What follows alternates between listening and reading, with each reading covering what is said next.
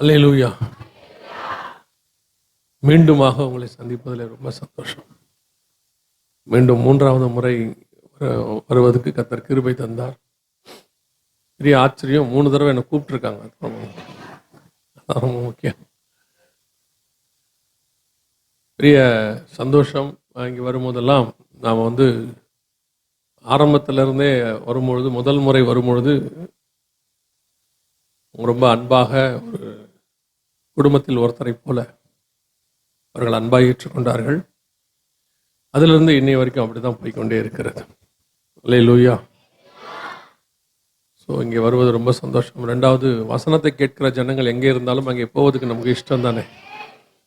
கேட்காம 5000 பேர் இருக்கிறத விட கேட்ட 50 பேர் தான் வாசி. அல்லேலூயா. எனவே உங்களோடு இருப்பது ரொம்ப சந்தோஷம்.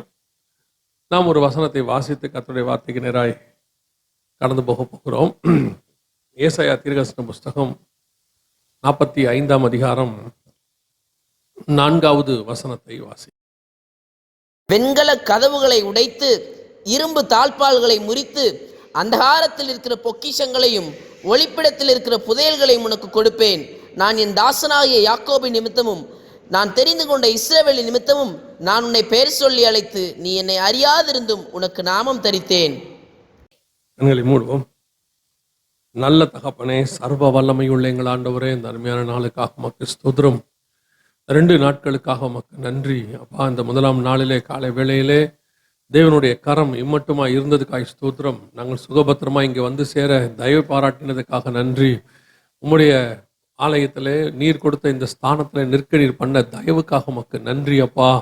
தேவ ஆவியானவர் பொறுப்பெடுத்துக் கொள்வீராக. ஆண்டவரை நீர் அசைவாடுவீராக, நீர் பேசுவீராக. அந்த வந்திருக்கிற ஒவ்வொரு ஜனங்களோடும் கர்த்தர் நீர் இடைபடுவீராக, வார்த்தைகளை அனுப்புவீராக அப்பா. இந்த காலை வேளையிலும் கூட இந்த வசனத்திலிருந்து நீர் எங்களோடு கூட இடைபட போற தயவுக்காக உமக்கு நன்றி. மகிமையுள்ள கரத்தில் எங்களை தாழ்த்துகிறோம் எங்கள் ஆண்டவர் இயேசு கிறிஸ்துவின் நாமத்தில் பிதாவே. அல்லேலூயா. ஏசாயா தீர்க்கதரிசன புஸ்தகம் 45ஆம் அதிகாரம் 4வது வசனம். வெண்கல கதவுகளை உடைத்து இரும்பு தாழ்பால்களை முறித்து அந்தகாரத்தில் இருக்கிற பொக்கிஷங்களையும் ஒளிப்படத்தில் இருக்கிற புதையல்களையும் உனக்கு கொடுப்பேன் அப்படின்னு ஆண்டவர் சொல்றார். யாரை பார்த்து சொல்றாருன்னா, கோரேஸ் என்கிறதான ராஜாவை குறித்து சொல்லுகிறார். இந்த கோரேஸ் என்கிற ராஜா யார் என்று சொன்னால், பெர்ஷியா தேசத்தினுடைய அதிபதி. இவனை குறித்து நீங்கள் வாசிக்க முடியும் 6ஆம் அதிகாரம் கடைசி வசனத்தில் இவனை குறித்து தானியேல் புஸ்தகத்தில் நாம் வாசிக்கிறோம். கோரேசின் நாட்களிலும் தரீபின் நாட்களிலும் தானியேலின் அவர்கள் ராஜ்யபார காலத்திலே தானியேலின் காரியம் ஜெயமாய் இருந்தது அப்படின்னு இருக்கும். இந்த கோரேஸ் ராஜா யாரு அப்படின்னு கேட்டீங்கன்னா, ஆங்கிலத்தில் சைரஸ் த கிரேட் அப்படின்னு சொல்லுவாங்க. அலெக்சாண்டர் வருவதற்கு முன்பதாகவே மிகப்பெரியதான ஒரு ராஜா. இவனுடையதான எல்லைகள் ரொம்ப பெருசு. இவனுடைய ராஜ்யபாரம் ரொம்ப ஃபேமஸ். இவனை பார்த்து தான் அலெக்சாண்டர் அப்படிங்கிற ஒரு பெரிய ராஜாவே இவனை மாதிரி வரணும் அப்படின்னு சொல்லி கடைசியில் அப்புறம் அவனுக்கு பேர் Alexander the Great. Alexander the Great வர்றதுக்கு, அந்த பேர் வர்றதுக்கு காரணம் யாருன்னா இந்த ஆள் தான், இந்த சைரஸ் த கிரேட். அவ்வளோ பெரியதான ஒரு ராஜா, அவ்வளோ ஒரு படைபலம் மிக்கவர், எல்லாம் மிக்கவர். ஆனால் இவரை குறித்து இவர் வருவதற்கு ஏறக்குறைய 175 வருஷங்களுக்கு முன்பாக. ஏசாயா யாருன்னா உசியா ராஜாவின் காலத்தில் இருந்ததவர். இவர் வந்த பிறகு நேபுகாத்நேச்சார், அதுக்கப்புறம் 70 வருஷம் முடியும் போது தான் இவர் வரார். ஏறக்குறைய 175 வருஷத்துக்கு முன்பாக அவரை குறித்து கர்த்தர் ஒரு தீர்க்க தரிசனம் சொல்லுகிறார். கோரேஸ் என்ற பெயரையும் சொல்லுவார். அது மட்டுமல்ல, அவருக்கு கர்த்தர் என்னென்னலாம் செய்ய போறாரு அப்படின்னு சொல்வார். இதுல ஒரு விசேஷமான ஆச்சரியம் என்னவென்றால், நான் அபிஷேகம் பண்ணின கோரேஸ் அப்படின்னு சொல்வார். நான் அபிஷேகம் பண்ணின கோரேஸ். உலகத்தில் உள்ள எல்லா ராஜாக்களையும் ஏற்படுத்துகிற ஒரு கர்த்தர் தான். ஆனா விசேஷமா இவனுக்கு ஒரு வார்த்தையை சொல்றாரு, நான் அபிஷேகம் பண்ணது. தாவீதை குறித்து அபிஷேகம் பண்ணார் என்று பார்க்கிறோம். அதே நேரத்தில் சவுலை குறித்து அபிஷேகம் பண்ணினார் என்று பார்க்கிறோம். ஒரு புறஜாதி ராஜாவை குறித்து வேதம் சொல்லுகிறது, நான் அபிஷேகம் பண்ணின கோரேஸ். அப்படின்னா கர்த்தர் தம்முடைய சித்தத்தை செய்து கொள்வதற்கு ஆண்டவர் எங்கிருந்தும் ஆட்களை தெரிந்து கொள்ளுகிறார். அல்லேலூயா. அவருடைய தேசத்திலிருந்து, இஸ்ரவேல் கோத்திரத்திலிருந்து என்றுதான் சொல்ல முடியாது.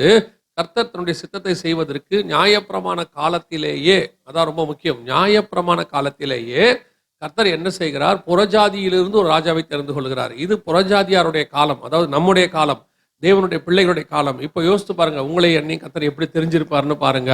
உங்களை என்னையும் ராஜாக்களும் ஆசாரியருமாய் கர்த்தர் அழைத்திருக்கிறார். அல்லேலூயா. அப்படி அழைத்த உங்களுக்கு எனக்கும் கோரேசு கொடுத்ததான வாக்கு தத்தம் ஆசீர்வாதம் என்னவென்று சொன்னால், வெண்கல கதவுகளை உடைத்து இருப்பு தாப்பால்களை முறித்து அந்தகாரத்தில் இருக்கிற ஒளிப்படத்தில் இருக்கிற புதையல்களையும் அந்தகாரத்தில் இருக்கிற பொக்கிஷங்களையும் நான் உனக்கு தருவேன். இந்த காரியத்தை கொஞ்சம் உலக பிரகாரமா என்ன நடந்துச்சுன்னு நான் உங்களுக்கு சொல்றேன். அதற்கு பிறகு இதோடைய ஸ்பிரிச்சுவல் காரியத்தை சொல்லிட்டு இது உள்ள இருக்கிற ஒரு மிக முக்கியமான விஷயத்தை தான் நாம் இன்னைக்கு பார்க்க போகிறோம். இது உலக பிரகாரமா என்ன, எப்படி இது கோரேசுக்கு நிறைவேறிச்சு, மொத்தமே எப்பவுமே நல்லா நீங்க புரிஞ்சுக்கணும். வேத வசனத்தை நீங்கள் வாசிக்கும் பொழுது அது உள்ளபடி ஒரு அர்த்தம் கொடுக்கும், அது அப்படியே இருக்கும். இப்போ உதாரணமா இஸ்ரவேல் அப்படின்னா அங்க யாக்கோபை குறிக்கிறது ஒரு காரியம் இருக்கு. ஆனா இஸ்ரவேலுங்கிற வார்த்தைக்கு தேவ ஜனம்னு அர்த்தம். அது அப்படியே ஸ்பிரிச்சுவலா நமக்கு வரும், ஆவிக்குரிய விதத்துல என்ன செய்யும் நமக்கு வரும். அவனுக்கு சொன்னது உலக பிரகாரமா இருக்கும், நமக்கு சொன்னது ஸ்பிரிச்சுவலாக இருக்கும். ரெண்டுமே நடக்கும். அதனால நீங்க ரெண்டு விதத்திலையும் அதை படிச்சீங்கன்னா உங்களுக்கு அது யூஸ்ஃபுல்லாக இருக்கும். அதனால சொல்றேன், இப்போ கோரேசுக்கு கர்த்தர் சொன்ன இந்த வாக்கு தத்தம் எதை வச்சு சொல்றாரு அப்படின்னு கேட்டீங்கன்னு சொன்னா, அப்படியே அந்த வசனங்களை நீங்க இன்னும் கொஞ்சம் வாசிச்சு பார்த்தீங்கன்னா, உனக்கு முன்பாக கதவு பூட்டப்படாமலும், அந்த வசனம் வாசிங்க பார்ப்போம். ஏசாயா தீர்க்கதரிசன புஸ்தகம் 45ஆம் அதிகாரத்துல. ஆ ஆ ம் ஆ ம் ம் ம் நல்லா கவனிங்க. இந்த வசனத்துல 6 சொல்றார், அவனுக்கு முன்பாக வாசல்கள் பூட்டப்படாதிருக்க திறந்து கதவுகள் திறந்து வைக்கும்படி அப்படின்னு. இது என்ன நடந்துச்சு அப்படின்னு கேட்டீங்கன்னா, தானியேல் புஸ்தகம் 5ஆம் அதிகாரத்துல பெல்ஷாத்சார் என்ன பண்ணுவாரு, எல்லாருக்கும் விருந்து பண்ணுவார். அந்த ராத்திரியிலே அப்படின்னு இருக்கும். அந்த ராத்திரியில என்ன நடந்துச்சுன்னா, இந்த கோரேஸ் ராஜா அந்த தேசத்தை, பாபிலோன் தேசத்தை முற்றுகையிடுகிறார். முற்றுகையிடும் போது அன்னைக்கு ஒரு பெரிய பண்டிகை, கிட்டத்தட்ட ஒரு வாரம் 10 நாள் பண்டிகை நடக்குது. அந்த பண்டிகையின் காலத்துல ராஜா என்ன பண்றாரு, இப்பெல்லாம் லீவ் கொடுக்குறாங்கல்ல, 2 நாள் 3 நாள் பண்டிகைக்கு. ஜனவரி மாசம் வரப்போது 4 நாள் லீவ் கொடுக்க போறாங்கல்ல, அந்த மாதிரி ராஜாக்கள் காலம் வரும்போது ஒரு வாரம் 10 நாள் லீவ் கொடுப்பாங்க. அப்படி லீவ் கொடுக்கும்போது எல்லாரும், அது வந்து ஒரு பெரிய சாம்ராஜ்யம், அமெரிக்கா மாதிரி பெரிய சாம்ராஜ்யம், யாரும் எதுவுமே செய்ய முடியாது அப்படின்னு நினைச்சிட்டு இருக்கிற ஒரு சாம்ராஜ்யம். ஆனால் ஏற்கனவே கோரேஸ் அங்கே முற்றுகை போட்டார், அது தெரியாது. அவர் வந்து பிடிக்கிறதுக்கு அங்க பதிவு இருந்துட்டார். இப்போ என்ன நடக்குதுன்னு கேட்டீங்கன்னா, இவங்க எல்லாம் குடிச்சவங்க என்ன பண்ணாங்க, நைட்ல கோட்டை கதவுகளை பூட்டவே இல்லையாமா. இது சரித்திரத்தில் இருக்கக்கூடியதான ஒரு காரியம். கோட்டை கதவுகள் என்ன செய்யலையாமா, பூட்டவே இல்லையாமா. எல்லாம் ஜாலியா கிடக்குறாங்க, எல்லாம் திறந்து கிடக்குது. அன்னைக்கு ராத்திரி தான் இவர் போய் என்ன செய்யறாரு, அந்த தேசத்தை பிடிக்கிறாரு. அன்னைக்கு அந்த ராத்திரியிலேன்னு இருக்கும். பெல்ஷாத்சாரோட காரியத்தை சொல்லும் பொழுது அந்த ராத்திரியில 5ஆம் அதிகார கடைசி வசனத்துல, அந்த ராத்திரியிலே தரியு என்ன செய்து கொண்டானாம், தானியேல் புஸ்தகம் 5ல நான் சொல்றேன். ராஜ்யத்தை அந்த ராத்திரியில் இருக்குதா, அந்த வாசிங்க அந்த வசனத்தை.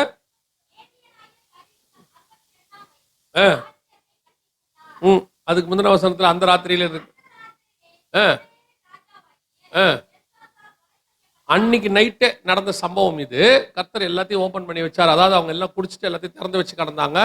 கடைசியாக சில நேரத்தில் நம்ம சொல்லுவோம் தெரியுமா, ரொம்ப தூக்கத்துல நான் கூட கேஸ் ஆஃப் பண்ணாம படுத்துட்டேன், வாசக்கதவை பூட்டாம படுத்துட்டேன், எப்படி தூங்குனேனே தெரியலன்னு சொல்றோம்ல, அந்த மாதிரி அவங்க பயங்கரமா குடிச்சிட்டு கோட்டை கதவை பூட்டாம படுத்துட்டாங்களாமா. எதையுமே பூட்டலையாமா. ராஜா உள்ள போய் எல்லாத்தையும் எடுத்துக்கிட்டாருன்னு சொல்லி பார்க்கிறோம். இது சரித்திரத்துல நடந்தது. இதுல மிக முக்கியமாக நமக்குரியது என்னன்னு கேட்டீங்கன்னா, அந்த 45ஆம் அதிகாரம் 4ஆம் வசனத்துல அந்தகாரத்தில் இருக்கிறதான பொக்கிஷங்கள் அப்படின்ற ஒரு வார்த்தை இருக்கு பார்த்தீங்களா, அதான் நாம இன்னைக்கு ரொம்ப முக்கியமா பார்க்க போகிறோம். இதுல 2 காரியம் சொல்லுவார், அந்தகாரத்தில் இருக்கிற பொக்கிஷங்களையும் ஒளிப்படத்தில் இருக்கிற புதையல்கள். இது என்ன நடந்துச்சு அப்படின்னு சொல்லி கேட்டீங்கன்னா, சரித்திரத்துல என்ன நடந்துச்சுன்னா, இவர் உள்ளே போறாரு. உள்ளே போனா எல்லாமே திறந்து கிடக்கு, அவன் ஒரு இதுவும் இல்லை, எல்லாம் ராத்திரியில தூங்கி கிடக்கான், எல்லாமே கிடக்கு. இவர் போய் உள்ள போய் எல்லாத்தையும் எடுக்கிறாரு. எடுக்கும் போது பாத்தீங்கன்னு சொன்னா 2 விதமான காரியம் இவருக்கு கிடைக்குது. என்ன 2 விதமான காரியம்னா, அந்த கோட்டையை தாண்டி உள்ளே போகும்போது அகழி வெட்டி வச்சிருப்பாங்களா. இப்போ கூட நீங்க பாத்துருப்பீங்க, கோட்டையை சுத்தி தண்ணி ஓடும். வேலூர் கோட்டைங்கெல்லாம் பாத்தீங்கன்னா சுத்தி என்ன பண்ணுவாங்க, தண்ணி வச்சிருப்பாங்க. அதுக்கு பேர் அகழின்னு பேர். அந்த அகழியை வந்து இவர் என்ன பண்றாரு, தண்ணி எல்லாத்தையும் ட்ரெயின் பண்றாரு, எல்லா தண்ணியையும் வெளியேற்றுறாரு. வெளியேற்றும் போது பார்த்தா அந்த அகழிகளுக்குள்ள சுரங்கத்துல அறை கட்டி வச்சிருந்தாங்களாம் உள்ள ஃபுல்லா. ஒவ்வொரு அறைக்குள்ளையும் பாத்தீங்கன்னு சொன்னா இவங்க ராஜ்யபாரத்துல, ஏன்னா கிட்டத்தட்ட நேபுகாத்நேச்சார் பெரிய ராஜா, உலகத்தின் ராஜ்யங்கள்லாம் கொடுக்கப்பட்டது இல்லையா. அப்போ உலகத்துல இருந்து கொண்டு வந்ததெல்லாம் அவர் என்ன பண்ணி வச்சிருந்திருக்கிறாரு, அரை அறையா கட்டி. இப்ப சாலமன் பாத்தீங்கன்னா பண்டக சாலை கட்டினான்னு இருக்கும், அந்த மாதிரி இவர் என்ன பண்ணிருக்கிறாரு, அந்த அரை அறையா கட்டி அது உள்ள தண்ணி விட்டு அது உள்ள முதலைகளை விட்டுருப்பாங்களாம். சோ யாரும் போய் அதை என்ன செய்ய முடியாது, எடுக்க முடியாத அளவுக்கு. அதை தான் இவர் கண்டுபிடிக்கிறார் முதல்ல. அதான் ஒளிப்பிடத்தில் உள்ளதான புதையல்கள் அப்படின்னு சொல்லி கண்டுபிடிக்கிறார். ரெண்டாவது அந்தகாரத்தில் இருக்கிற பொக்கிஷம். இது என்னன்னு கேட்டீங்கன்னு சொன்னா, கோரேஸ் உள்ள போறாரு. உள்ள போய் நாடை மொத்தம் பிடிக்கிறாரு. பெரிய பாபிலோன். அவங்களுடைய கோட்டை எப்படி இருக்குன்னு கேட்டீங்கன்னா, இப்ப நம்ம கார்லாம் வச்சிருக்கோம்ல, பெரிய பெரிய காரு, 5 காரு ஒன்னா ஓடினா எப்படி இருக்கும்? இப்ப நீங்க பாத்தீங்கன்னா ஹைவேஸ்ல பாத்தீங்கன்னா 3 காரு ஒன்னா போலாம், 3 ட்ராக் இருக்கும். அந்த மாதிரி 5 ட்ராக் உள்ளதான் மதில் சுவரோடையதான அகலம்.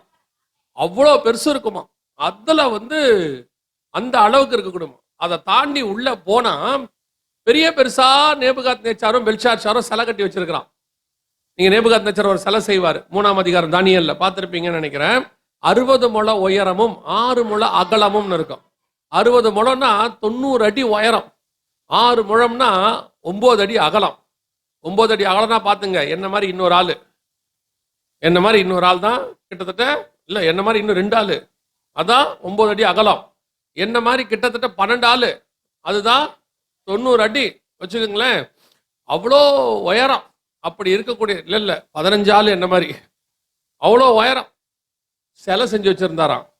அந்த மாதிரி நிறைய சிலைகள் இருந்துச்சான். இவர் கோரேஸுக்கு எப்பவுமே அவங்க கடவுளை வைக்கிறதான ரொம்ப இஷ்டம். யாரா வந்தாலும் என்ன பண்ணுவாங்க, வந்தவொடனே கோயில் இடிக்கிறதுன்னு அவங்களுடைய வேலை. ஒரு ஊருக்குள்ள வந்தவொடனே என்ன பண்ணுவாங்க, அவங்க கோயிலை இடிப்பாங்க. ஏன்னா அவங்களுக்கு அவங்க கடவுள் மேல பக்தியை அவங்க கடவுள் மேல காட்ட தெரியாது, நம்ம கடவுள் மேலதான் காட்ட தெரியும். அது அவங்களுடையதான ஒரு நல்ல குணம்னு வச்சுக்கோங்களேன். அவங்க என்ன பண்ணுவாங்களாம், எல்லா சிலையும் உடைக்கிறாங்களாம். உடைச்சா அத்தனை சிலைக்குள்ளையும் பாத்தீங்கன்னா அவ்வளவு பொக்கிஷம் இருந்துச்சாம் உள்ள. எல்லாம் அந்த அவ்வளவு அகலம் இருக்கும்ல, உள்ள ஃபுல்லா பொண்ணு வெள்ளி வைடூரியம் போட்டு அடைச்சு வச்சிருந்தாராம். இப்ப கூட பாத்தீங்கன்னா நாகர்கோயில் பக்கத்துல பத்மநாபபுரத்துல ஒரு கோயில சுரங்கத்தை தோண்டினா உள்ள ஃபுல்லா என்ன இருந்துச்சு, எத்தனையோ கிலோ தங்கம் இருந்துச்சு. அந்த மாதிரி நேபுகாத்நேச்சார் வச்சிருந்தாராம். இதைத்தான் கோரேஸ் கையில எடுத்து கொடுத்தாராம். இதுதான் வசனம் சொல்லுது, ஒளிப்பிடத்தில் உள்ளதான புதையல்களையும் அந்தகாரத்தில் இருக்கிற பொக்கிஷங்களையும் நான் உனக்கு தருவேன். அதெல்லாம் பாத்தீங்கன்னா எத்தனையோ தலைமுறைக்கு நாட்டம் நடத்தலாம். அவ்வளவு பெருசு. நீங்க நினைக்கிற மாதிரி கொஞ்சம் நஞ்செல்லாம் இல்ல, எத்தனையோ தலைமுறைக்கு நாட்டம் நடத்தலாம். அவ்வளோ பொன் வெள்ளியை கொண்டு கோரேஸ் கையில கர்த்தர் கொட்டினாராம். அப்படி எதுக்காக இது நடந்துச்சு? ஏன் அந்த ராஜா மேல கர்த்தருக்கு இவ்வளவு ஆசை? ஏன் அவனை அப்படி கொடுக்குறாரு அவங்ககிட்ட அப்படின்னா, அங்கதான் விஷயமே இருக்குது. அங்கதான் ரொம்ப முக்கியமான விஷயம் இருக்கு. அவனை அபிஷேகம் பண்ணி நான் கொண்டு வந்து இதெல்லாம் தருவேன் அப்படின்னு சொல்றதுக்கு என்ன காரணம்? ஏன் ஆண்டவர் அவனை அவ்வளோ நேசிக்கிறாரு? இத்தனைக்கும் அவன் வேற கடவுளை வணங்கினதான ஒரு ராஜா, எங்கேயோ இருந்தவன். அப்படி இருந்தா, ஆனா கோரேஸை பத்தி தனிப்பட்ட முறையில கேட்டீங்கன்னா அவனுக்கு நம்ம ஆண்டவரை ரொம்ப பிடிக்கும். அவனு நம்ம பழைய ஏற்பாட்டு தேவன் இருக்கிறார் இல்லையா, இயேசு கிறிஸ்து தான். அப்ப அவர் இயேசுன்ற பேர் கிடையாது, இஸ்ரவேலின் தேவன் வச்சுக்கோங்களேன். அவருக்கு ரொம்ப பிடிக்குமா. என்ன காரணமே தெரியாதான். கோரேஸுக்கு ஆண்டவர் ரொம்ப பிடிக்குமா. அவன் அடிக்கடி சொல்லுவானா, அவரை மாதிரி ஒரு தேவனை பார்க்க முடியாதுங்க அப்படிம்பானா. என்னன்னா, இந்த இஸ்ரவேல் ஜனங்களுக்கு அவர் செஞ்சதெல்லாம் கேள்விப்பட்டிருக்கிறான். நிறைய கேள்விப்பட்டு உலக கடவுள்கள்லயே அவர் தான் வல்லமையான கடவுள்னு சொல்லுவானா. அந்த மாதிரி கோரேஸுக்கும் அவர் மேல ரொம்ப இஷ்டம், இவருக்கும் கோரேஸ் மேல ரொம்ப இஷ்டம். இப்ப கொண்டாந்து இவ்வளத்தையும் கோரேஸ் கிட்ட கொடுத்துட்டாராம். ஏன், என்ன காரணம்னா, இதே வசனத்துக்கு இப்ப நம்ம ஆவிக்குரிய அர்த்தத்தை படிக்க போறோம். அந்தகாரத்தில் இருக்கக்கூடியதான பொக்கிஷங்கள் அப்படின்னா என்ன அப்படிங்கிறத நம்ம பார்க்க போறோம். அந்தகாரத்தில் இருக்கிற பொக்கிஷங்கள் அப்படின்னா என்ன அப்படின்னு பார்க்கணும். கவனிங்க, இந்த நேபுகாத்நேச்சார் ஒரு வேலை செஞ்சார். என்ன வேலை செஞ்சார்னா, முதல்ல அந்த வசனத்தை வாசிங்க. தானியேல் புஸ்தகம் 1ஆம் அதிகாரம் 1வது வசனத்தை வாசிங்க.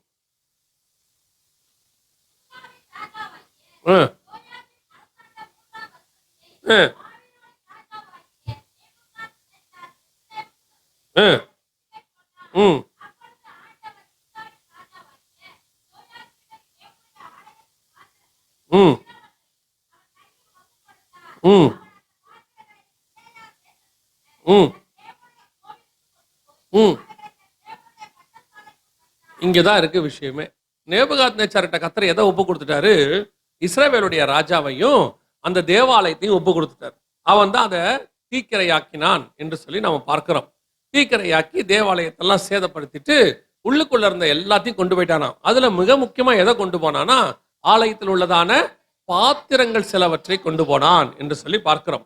இந்த பாத்திரங்கள் என்பது எதை குறிக்கிறது அப்படின்னு சொல்லி நீங்க பாத்தீங்கன்னா வாசிங்க. 2 தீமோத்தேயுவின் புஸ்தகம் 2ஆம் அதிகாரம் 20வது வசனத்தை வாசிங்க. 2 தீமோத்தேயுவின் புஸ்தகம் 2ஆம் அதிகாரம் 20வது வசனம்.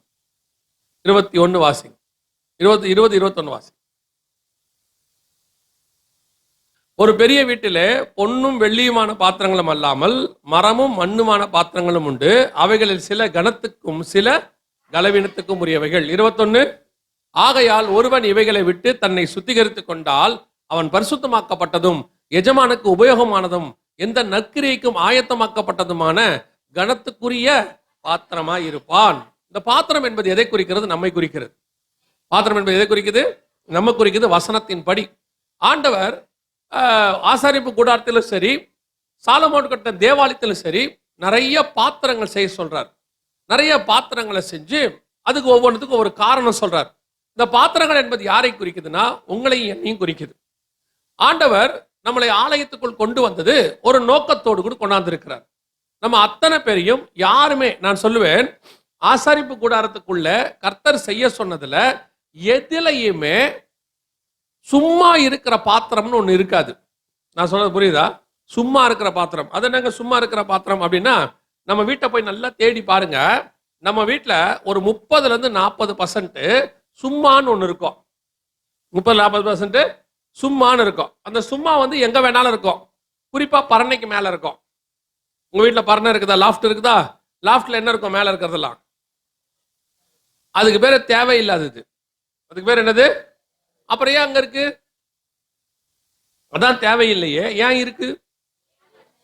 தேவைப்படும் போது யூஸ் ஆகும். என்னைக்காவது எடுத்தீங்களா? அத முந்தியாவது இந்துக்களா இருக்கும் போது நம்ம வந்து என்ன பண்ணுவோம்னு கேட்டீங்கன்னா, ஒவ்வொரு பண்டிகைக்கும் எடுத்து எல்லாத்தையும் கிளீன் பண்ணுவோம். எங்க ஊர்ல அப்படிதான் செய்வாங்க. ஒவ்வொரு பண்டிகை வரும்போது பாத்திரத்தை எடுத்து முழுக்க என்ன பண்ணுவாங்க? கிளீன் பண்ணி வீட்டை ஒட்டடை அடிச்சு ஃபுல்லா கிளீன் பண்ணி பெயிண்ட்லாம் கூட பண்ணுவாங்க. நம்ம இப்ப அதெல்லாம் ஒன்றும் பண்றதில்ல. எதுவுமே செய்யறதில்ல. நம்ம வீட்டையும் கிளீன் பண்றதில்ல. நான் எப்பவும் சொல்லுவேன், பரணைக்கு மேலேயும் பார்க்கக்கூடாது, கட்டிலுக்கு கீழேயும் பார்க்கக்கூடாது. ரெண்டும் தூசியா தான் இருக்கும். எந்த வீட்டுக்கு போனாலும் பரணைக்கு மேலேயும் எப்படி இருக்கும்? தூசாதான் இருக்கும். கட்டிலுக்கு கீழே எப்படிதான் இருக்கும்? தூசாதான் இருக்கும். இந்த ரெண்டு இடத்துலயும் தேவையில்லாததான் இருக்கும்.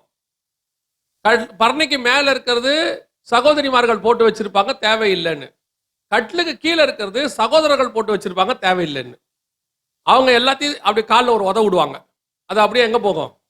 அதுக்கு அடியில் இருக்கும். அதை ஏன் அங்க வச்சிருக்கீங்க? சும்மா தான் இருந்துட்டு போட்டோம். அது என்னவா இருக்கும்? 20 வருஷத்துக்கு முன்னாடி ஒரு வண்டி ஓட்டி இருப்பாரு. அந்த வண்டியோடைய செயினா இருக்கும். இப்ப வண்டியும் இல்லை, கம்பெனியும் இல்லை. ஆனா அந்த செயின் மட்டும் உள்ள கிடக்கும். Cycle chain. அல்லேலூயா. அப்புறம் கர்த்தர் நம்மளை கூட்டி சேர்த்து ஒரு இடத்துல உட்கார வச்சிருக்கிறாருன்னா ஒரு காரணம் இல்லாமல் உங்களை கொண்டு வந்து உட்கார வச்சிருக்க மாட்டார். ஒரு சபைக்குள்ள நீங்க கொண்டு போய் சேர்க்கப்பட்டிருக்கிறீங்கன்னா எதுக்கு அந்த சபையில இருக்கிறோம்? சும்மா. அப்படி ஒரு ஆள் இங்க கிடையவே கிடையாது. உங்க அத்தனை பேருக்கும் ஒரு அழைப்பு இருக்கும். உங்க அத்தனை பேருக்கும் ஒரு தரிசனம் இருக்கும். கர்த்தர் கொண்டு வந்ததுக்கு ஒரு முகாந்தரம் இருக்கும். அதுக்கு தான் கர்த்தர் உங்களை ஆலயத்துக்குள்ளே கொண்டு வந்தார். நிறைய பேர் வந்து எதுக்கு ஆலயத்துக்கு வந்தாங்கன்னே அவங்களுக்கு இன்னும் தெரியாது. ஆனா அவங்க ரொம்ப சந்தோஷமா சொல்லுவாங்க ஒரு விஷயத்த. என்ன சொல்லுவாங்கன்னா, நான் எல்லாம் முதல்ல சர்ச்சை ஆரம்பிச்ச காலத்துல இருந்து இருக்கிறேன் தெரியுமா? பாஸ்டர் முதல்ல வரும்போது ஃபர்ஸ்ட் ஆத்மா நான் தான். நல்லது, நான் இல்லைன்னு சொல்லல. என்ன பண்ணீங்க இத்தனை வருஷம்? இத்தனை வருஷம் என்ன பண்ணீங்க? நாங்க பாஸ்டர் கூடவே இருக்கிறோம். இருங்க, உங்களை யாரும் குற்றமா சொல்லல, தப்பே கிடையாது. என்ன பண்ணீங்க? உங்களால சர்ச்சில் என்ன பிரயோஜனம்? ஆண்டவருக்கு என்ன பிரயோஜனம்? உங்களை எதுக்கு கர்த்தர் சபை கொண்டு வந்தாரு? நான் எப்பவும் சொல்லுவேன், எங்களுக்கு பார்க்கறதுக்கு கூட்டம் இருக்கிறதுக்காக ஒரு ஆள் தேவையே கிடையாது. ஒரு சமாரிய ஸ்திரீ கிட்ட கூட இயேசு பேசிட்டு போயிட்டே இருப்பாரு. ஆனா கர்த்தர் கொண்டு வர ஒவ்வொரு கூட்டத்துக்கும் கர்த்தரிடத்துல ஒரு திட்டம் இருந்துச்சு. அதே மாதிரிதான் உங்களை இங்க கூட்டி சேர்த்ததுக்கு. இப்ப யோசிச்சு பாருங்க, தாயின் கருவிலே உங்க ஊழியக்காரர் உருவாக்குனாரு. அவர் உருவானது எங்கேயா வேணா இருக்கலாம். ஆனா இங்க ஏன் கூட்டிக்கிட்டு வந்தாரு? அப்போ தேவனுக்கு அவர் மேல என்ன இருந்திருக்குது? ஒரு திட்டம் இருந்திருக்கு. அதே மாதிரி உங்க அத்தனை பேர் மேலையும் கர்த்தருக்கு ஒரு திட்டம் இருக்கு. Each and everybody. அதனாலதான் கர்த்தர் கொண்டு வந்து உங்களை உட்கார வச்சார். அப்போ இந்த பாத்திரம் கர்த்தரால் விசேஷமாய் செய்யப்பட்ட பாத்திரம். கர்த்தர் உருவாக்கி இருக்கிறார். அதுவும் இந்த பாத்திரத்தை எங்க உருவாக்கினாரா தெரியுமா? ரொம்ப ஆச்சரியமா இருக்கு. அந்த வசனத்தை வாசிச்சு பாருங்க. தேவனுடைய ஆலயத்துக்கு செய்யப்பட்ட பாத்திரம் எங்கே செய்யப்பட்டது? 1 ராஜாக்களின் புஸ்தகம் 8ஆம் அதிகாரம் 7ஆம் அதிகாரம் 51வது வசனத்தை வாசி. 46வது வசனம் வாசி. 46. யோர்தானுக்கு அடுத்து சமபான பூமியிலே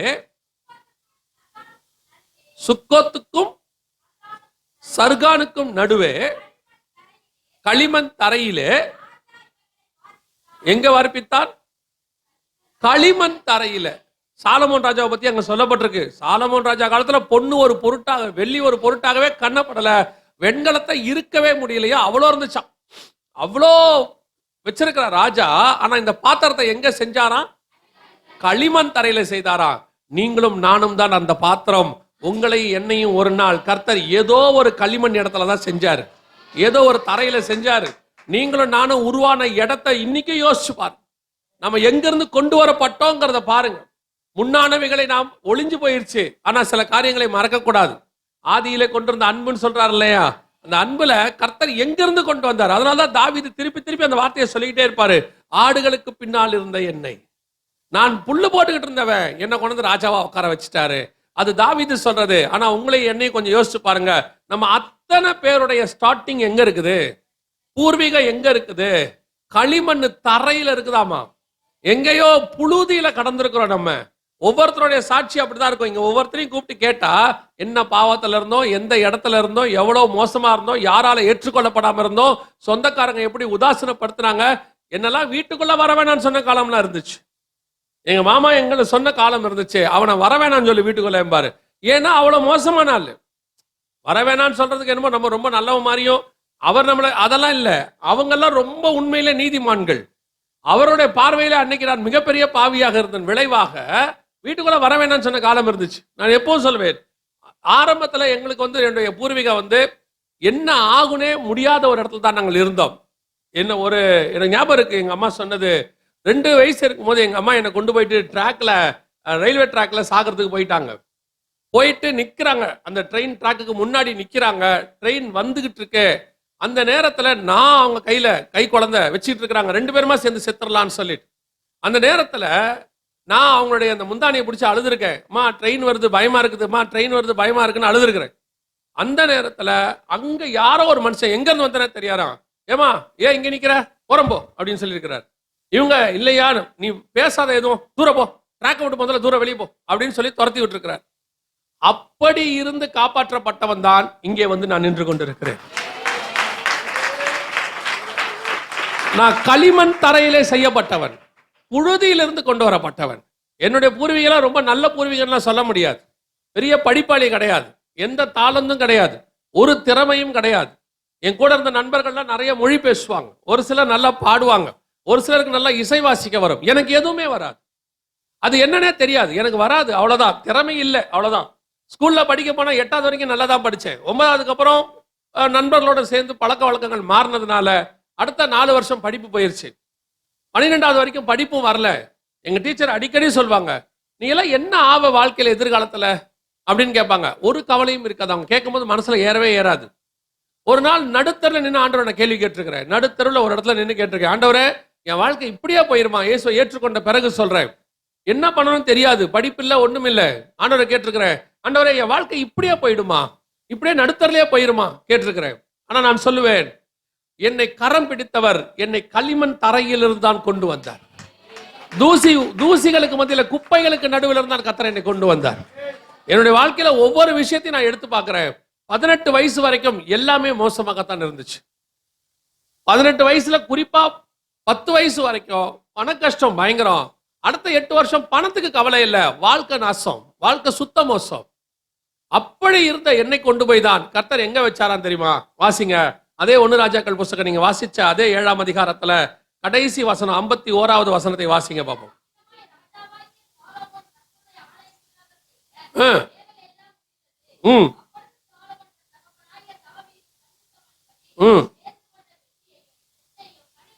பனிமுட்டுகளையும் கொண்டு வந்து,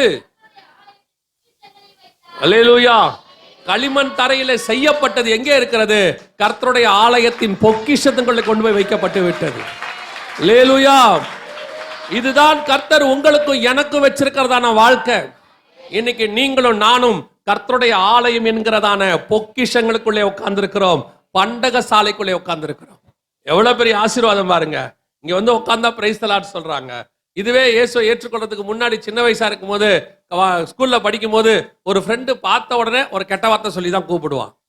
திருப்பி அவனை நான் ஒரு கெட்ட வார்த்தை சொல்லி தான் கூப்பிடுவேன். அதான் அப்ப மரியாதை. கெட்ட வார்த்தை சொல்லி கூப்பிடாட்டி மரியாதையா இருக்காது. கெட்ட வார்த்தை சொல்லி கூப்பிடலன்னா அவன் சொல்லுவான், என்னடா சாமியார் மாதிரி பேசுறேன்பான். அந்த கெட்ட வார்த்தை தான் அடையாளமா இருந்துச்சு. ஆனா இன்னைக்கு பிரைஸ் தி லார்ட்ங்கிறது தான் அடையாளமாக இருக்கிறது. இன்னைக்கு ஒரு மரியாதை இருக்குது பாத்தீங்களா, இது கர்த்தரால் வந்தது, வேற எதாலையுமே வரல, வேற எதாலையுமே வரல. சில வருஷங்களுக்கு முன்பாக, 10 வருஷத்துக்கு முன்பாக ஒரு சிலர்லாம் என்னென்னோ காரியங்கள் செய்து அப்படியே ஊழியத்தின் பாதையில எதிர்ப்பாக வந்து நிற்கும் பொழுது ஆண்டவர் சொன்ன வார்த்தை, அவங்க சொன்னாங்க, இவனை இந்த ஊழியத்துல இருந்து நான் ஒழிச்சு காட்டுறேன் பாருங்க அப்படின்னு ஒரு 5 ஊழியக்காரங்க சொன்னாங்க. சொன்னதெல்லாம் ஊழியக்காரங்க தான். அப்ப நான் ஆண்டவர்கிட்ட போனேன், ஆண்டவரே இப்படி சொல்றாங்களேப்பான்னு. அப்ப ஆண்டவர் சொன்னாரு, உன்னை அபிஷேகம் பண்ணினது நான், இந்த ஊழியத்துல இருந்து இரு போன்னு சொல்றதுக்கான அதிகாரம் என் கையில தான் இருக்குது. உன்னை இந்த ஊழியத்துல யாருமே அனுப்ப முடியாது. நான் உன்னை அபிஷேகம் பண்ணியிருக்கேன். நான் சொல்லுவேன், அவர்கள் எவ்வளவோ கனவீனப்படுத்த பார்த்தார்கள். அவர்கள் கனவீனப்படுத்த நினைத்ததை விட 100 மடங்கு கர்த்தர் கனப்படுத்தி கொண்டு போய் மேலே உட்கார வைத்தார்.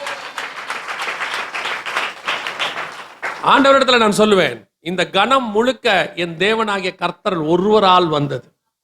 அவர்கள் களிமண்ணை திருப்பி களிமண்ல கொண்டு போய் பார்த்தாங்க, திருப்பி மண்ணுல தள்ளதான் பார்த்தாங்க, திருப்பி கீழே உதறி தள்ளுறதுக்கு தான் பார்த்தாங்க. அதான் நடக்கும், மனுஷன் அதான் செய்வான். ஆனா கர்த்தர் உன்னை என்ன செலக்ட் பண்ணி வேறு விரிச்சு கண்டுபிடிச்சு எங்க வைக்க விரும்புவார் தெரியுமா? களிமண்ணில் வைக்க விரும்ப மாட்டாரு, பொக்கிஷங்களுக்குள்ளே கொண்டு போய் வைப்பார். ஆலயத்தின் பொக்கிஷத்துக்குள்ள. எவ்வளவு பெரிய ஆசீர்வாதம் பாருங்க. நீங்களும் நானும் இவ்வளவு பெரிய ஆசீர்வாதம். நான் சொல்வேன், இன்னைக்கு உங்களை என்னையும் நம்பி ஒரு பணத்தை ஒருத்தர் கையில கொடுத்துட்டு போவாங்க, உங்களை என்னையும் நம்பி ஒரு காரியத்தை செய்வாங்க. அவங்களுக்கு இந்த நம்பிக்கை நம்ம மேல வந்ததுக்கு காரணம் யாருமே இல்ல, இயேசு கிறிஸ்து என்கிற ராஜா அந்த நம்பிக்கையை நமக்கு உண்டாக்கி இருக்கிறார். அவ்வளவுதான். நான் ரொம்ப ஆச்சரியம் எப்ப படுவேன்னு கேட்டீங்கன்னா, வெளிநாட்டுக்கு ஊழியத்துக்கு கூப்பிடுவாங்க. வெளிநாட்டுக்கு ஊழியத்துக்கு கூப்பிடும் பொழுது நான் இங்க பிளைட் ஏறணும் சென்னையில. இந்த ஏற டிக்கெட்ல இருந்து நான் இறங்குற இடத்துல வெளியே வந்த உடனே கார் நிற்கும், கூட்டிட்டு போவாங்க. போற வழியிலேயே சாப்பாடு என்ன வேணுமோ நல்ல சாப்பாடு வாங்கி கொடுப்பாங்க, கொண்டு போய் ஒரு நல்ல இடத்துல தங்க வைப்பாங்க. ஒரு நாளைக்கு காலையில் 1.5 மணி நேரம், சாயங்காலம் 1.5 மணி நேரம் தான் பிரசங்கம். சில நேரத்தில் சாயங்காலம் மட்டும்தான் இருக்கும், காலையில் இருக்காது. ஒரு நாளைக்கு மொத்தமே 3 மணி நேரம் தான் வேலையே கணக்குப்படி பார்த்தா, இல்லைன்னா 1.5 மணி நேரம் தான் வேலை. அந்த 1.5 மணி நேரத்துக்கும் அந்த நாள் முழுக்க நல்லா பார்த்துப்பாங்க. போதாததுக்கு எங்கேயாவது போகணுமா பாஸ்டர், பார்க்குறீங்களா பாஸ்டர்னு கேட்பாங்க.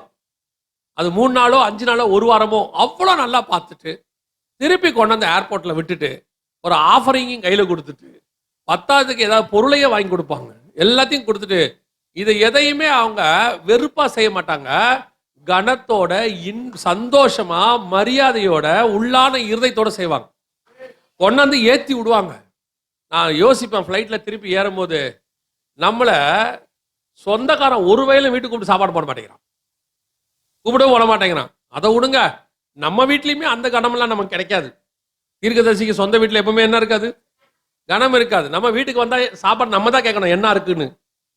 அவங்க நம்மளை கேட்பாங்க உங்களுக்கு என்ன வேணும்னு. அங்க போனா அப்படிதான் நடக்கும். இப்ப யோசிப்பேன், இந்த கனம் எதனால் வந்தது? என்ன பண்ணோம்? நாட்டுக்கு சுதந்திரம் வாங்கி கொடுத்தோமா, இல்ல அந்த கூட்டு போனாரே அவர் வீட்டுக்கு ஏதாவது செஞ்சோமா? எதுவுமே கிடையாது. இந்த இயேசுவை ஏற்றுக்கொண்டோம். ஒன்னே ஒண்ணுதான், இந்த அபிஷேகத்தை அவர் தான் வச்சாரு, அவ்வளவுதான்.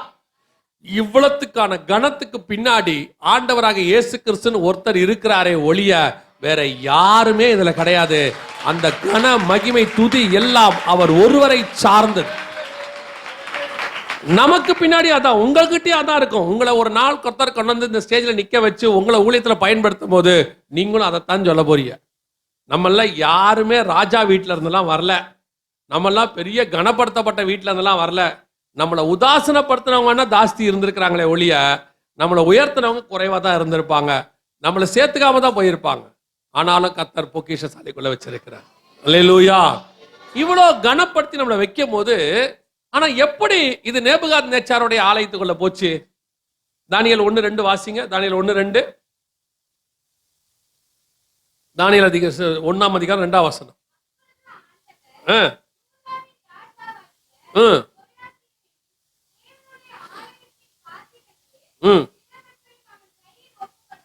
ஏன் கொடுத்தாரு இந்த பாத்திரத்தை? யாருகிட்ட? நேபுகாத்நேச்சார்கிட்ட ஒப்பு கொடுத்துட்டாரு, புறஜாதி ராஜா கிட்ட ஒப்பு கொடுத்துட்டாரு. அவன் கொண்டு போய் அதை எங்க வச்சுட்டானா? தொடர்ந்து வாசிங்க.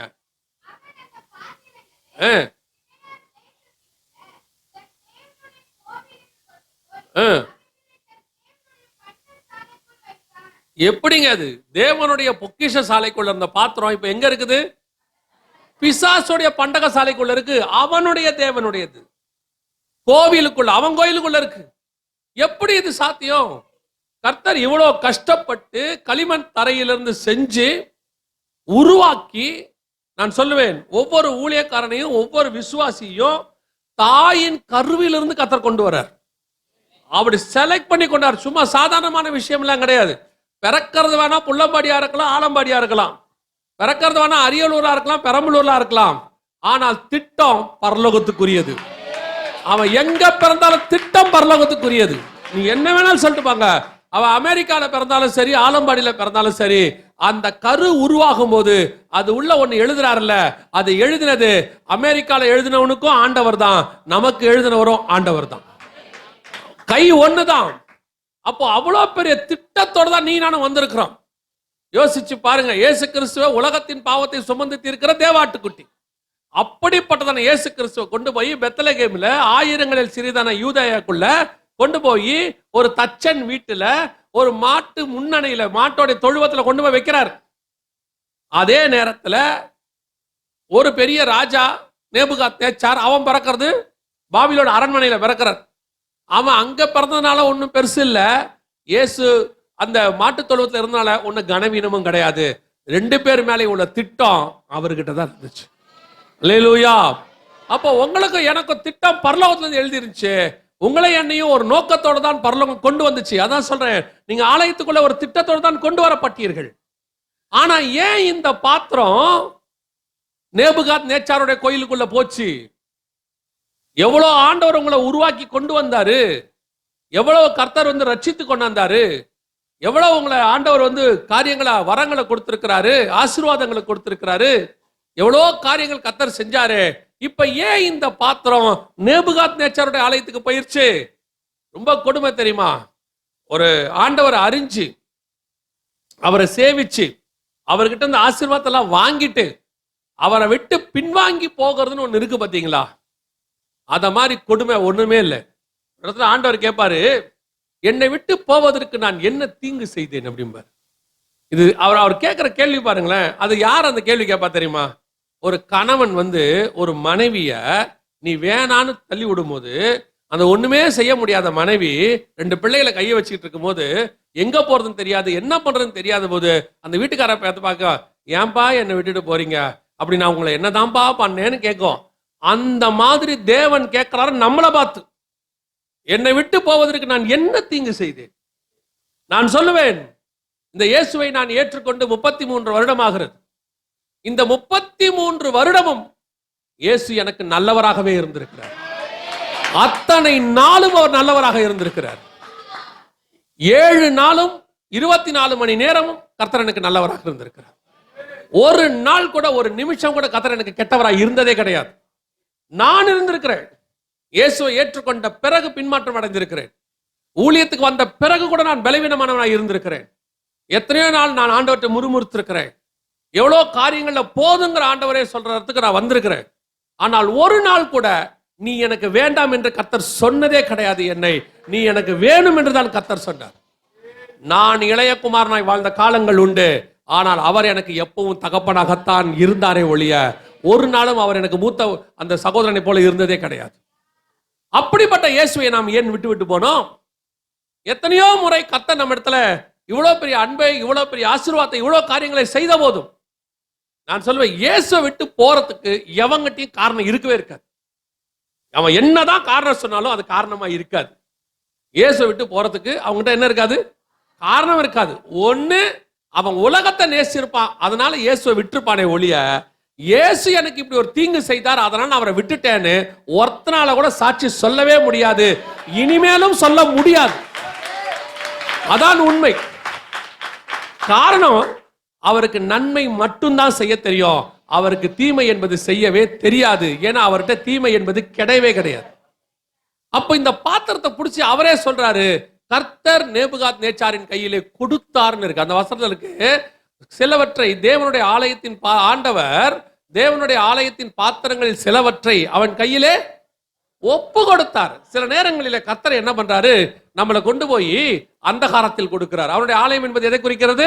அந்தகாரம். அதுதான் அந்தகாரத்தில் உள்ளதான பொக்கிஷத்தை நான் உனக்கு தருவேன்னு கோரேசு கிட்ட சொன்னது. அதான் அந்தகாரம். ஒரு இருட்டு, ஒரு இருள், ஒரு பாவம் அல்லது ஒரு கொடுமை, ஒரு துன்பம், ஒரு துயரம், அப்படி ஒரு சூழ்நிலையில கர்த்தர் கொண்டு போய் நம்மளை அனுமதிக்கிறார். நல்லா தாங்க போயிட்டு இருந்துச்சு, நல்லா தான் இருந்தேன், ஏன் என் வாழ்க்கையில திடீர்னு இப்படி நடக்குது?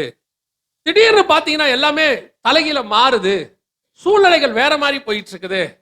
நாம எப்பவுமே என்ன செய்வோம்னு கேட்டீங்கன்னா, நம்ம சைடு இருக்கிற நீதியை தான் பேசிக்கிட்டே இருப்போமே ஒழிய நம்ம சைடு இருக்கிற பாவத்தை ஆராய்ஞ்சு பார்க்கவே மாட்டோம். நம்ம கிட்ட ஒரு நீதி இருக்கும், அந்த நீதி தான் நமக்கு பிரதானமானதாக இருக்குமே ஒழிய நம்ம கிட்ட இருக்கிற பாவத்தை என்ன செய்ய மாட்டோம்?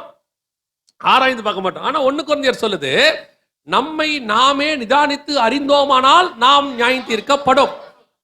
யார் சொன்னாலும், எனக்கு ஆண்டவர் சொல்லி கொடுத்தது தான். அது சின்னவங்க பெரியவங்க அந்த கான்செப்ட்லாம் கிடையாது. யாராவது ஒருத்தர் சொன்னாங்கன்னா, ஏதாவது ஒரு காரியம் சொல்றாங்க, ஒரு தரிசனம் சொல்றாங்க, ஒரு தீர்க்க தரிசனம் சொல்றாங்கன்னா, அதுல எந்த அளவுக்கு உண்மை இருக்குன்றத முதல்ல ஆராய்ஞ்சு பார்த்துக்கணும். அதுல உண்மை இல்லையா, அதை பத்தி கவலைப்பட வேண்டிய அவசியம் இல்ல. உண்மை இருக்கா, நீங்க என்ன பண்ணணும்? அதை மாத்தணும். அவ்வளவுதான். 2 விஷயம்தான். சில நேரத்துல சிலர் உங்க மேல உள்ள பாசத்துல கூட ஆசீர்வாதமா பேசிடுவாங்க தீர்க்க தரிசனத்தை. உங்களை கர்த்தர் அப்படி ஆக்க போறார், இப்படி ஆக்க போறார். முதல்ல அதை உட்காந்து ஆராய்ந்து பார்க்கணும். அவங்க சொல்ற ஆசீர்வாதம் வர்றதுக்கு வாய்ப்பு இருக்குதா? கர்த்தர் உண்மையிலே அது கர்த்தர் சொல்றது தானா, இல்ல நம்மளை சந்தோஷப்படுத்துறதுக்கு அவங்க சொல்றாங்களான்னு பார்க்கணும். சில நேரத்துல உங்களை கடிந்து கொள்ற மாதிரி தீர்க்க தரிசனம் வரும், அதையும் பார்க்கணும். அதுலயும் நலமானது இருக்கு, புலமானது இருக்கு. ஒரு சிலர்லாம் உங்களுக்கு புலமானதை சொல்றாங்க. நாங்க உங்க வீட்டுல ஒரு பாம்பு பார்த்தோம், அது தலைக்கு மேல தொங்கிட்டே இருக்கு, அது எப்போ கொத்துனே தெரியல, என்னமோ தெரியல, ஆண்டவர் காட்டினாரு, பார்த்துக்கோங்க. நான் இப்படிப்பட்டதான தரிசனங்களை ஏற்றுக்கொள்ளுகிறதில்லை. ஏன்னா என்னை பொறுத்த வரைக்கும் முழு வேதத்திலையும் கர்த்தர் ஒருத்தனுக்கு தரிசனம் கொடுத்து காட்டுறாருன்னா அதுக்கு காரணம் அவனை திருத்தறதுக்காக. அது ஆகாப்புக்கு இருந்தா கூட சரி, ஆகாப்புக்காக இருந்தாலும் சரி, சவுலுக்காக இருந்தாலும் சரி, கர்த்தர் சொல்றது எதுக்காக? திருத்தறதுக்காக. அவனை அப்படியே பயமுறுத்துறதுக்காக இல்ல. அவனை சொல்லி திருத்த ட்ரை பண்றதுக்கு தான் ஒரு தீர்க்க தரிசனத்தை கர்த்தர் கொடுப்பாரு. இங்க என்ன நடக்கும்னு கேட்டீங்கன்னா, நலமானதும் சொல்லுவாங்க, புலமானதும் சொல்லுவாங்க. நீங்க ஆராய்ந்து பார்த்துக்கணும். ஏன்னா 1 தெசலோனிக்கேயர் எழுதும் போது பவுல் சொல்றார் 5ஆம் அதிகாரத்துல, 2 தெசலோனிக்கேயர் 5ஆம் அதிகாரத்துல, தீர்க்க தரிசனத்தை அற்பமாய் எண்ணாதிருங்கள், ஆராய்ந்து பார்த்து நலமானதை பிடித்துக் கொள்ளுங்கள். நீங்க அவங்க சொல்றத தப்பா நினைக்காதீங்க, ஆராய்ந்து பாருங்க. அது நலமானது கர்த்தரிடத்துல இருந்து வந்ததுன்னா பிடிச்சுக்கோங்க, ஒருவேளை அது சும்மாவா இருந்தா விட்டுருங்கன்றார். அப்படி இருக்கும் பொழுது ஆண்டவர் பல நேரங்களிலே நம்ம கிட்ட இருக்கிற குறைகளை சுட்டி காட்டுவார். வாசிங்க, ஏன் இந்த பாத்திரம் அந்தகாரத்துக்கு போச்சுன்னு நான் உங்களுக்கு சொல்றேன். வாசிங்க, எரேமியா தீர்க்கதரிசன புஸ்தகம் 18ஆம் அதிகாரம் 10வது வசனத்தை வாசி. அவர்கள் என் சத்தத்தை கேளாமல் என் பார்வைக்கு பொல்லாப்பானதை செய்வார்களானால் நானும் அவர்களுக்கு அருள் செய்வேன் என்று சொன்ன நன்மையை செய்யாதபடிக்கு மனமாறுவேன். இந்த எரேமியா காலத்துலதான் இந்த சம்பவம் நடக்குது. நேபுகாத்நேச்சார் பாத்திரத்தை தூக்கிட்டு போறார், அவர் ஆலயத்தை இடிக்கிறார், எல்லாம் எரேமியா காலத்துல நடக்குது. அதுக்கு முன்னாடி நடக்கிற சம்பவம் தான் இது. 26ஆம் அதிகாரத்துலதான் எரேமியா கிட்ட ஆண்டவர் சொல்வாரு, மீகா வழியா சொல்வாரு, ஆலயம் காட்டு மேடுகளாகி போகும், எருசலேம் மண்மேடாகி போகும் பாரு. 26:18 இருக்குதா? 26:18 வாசி. இல்ல,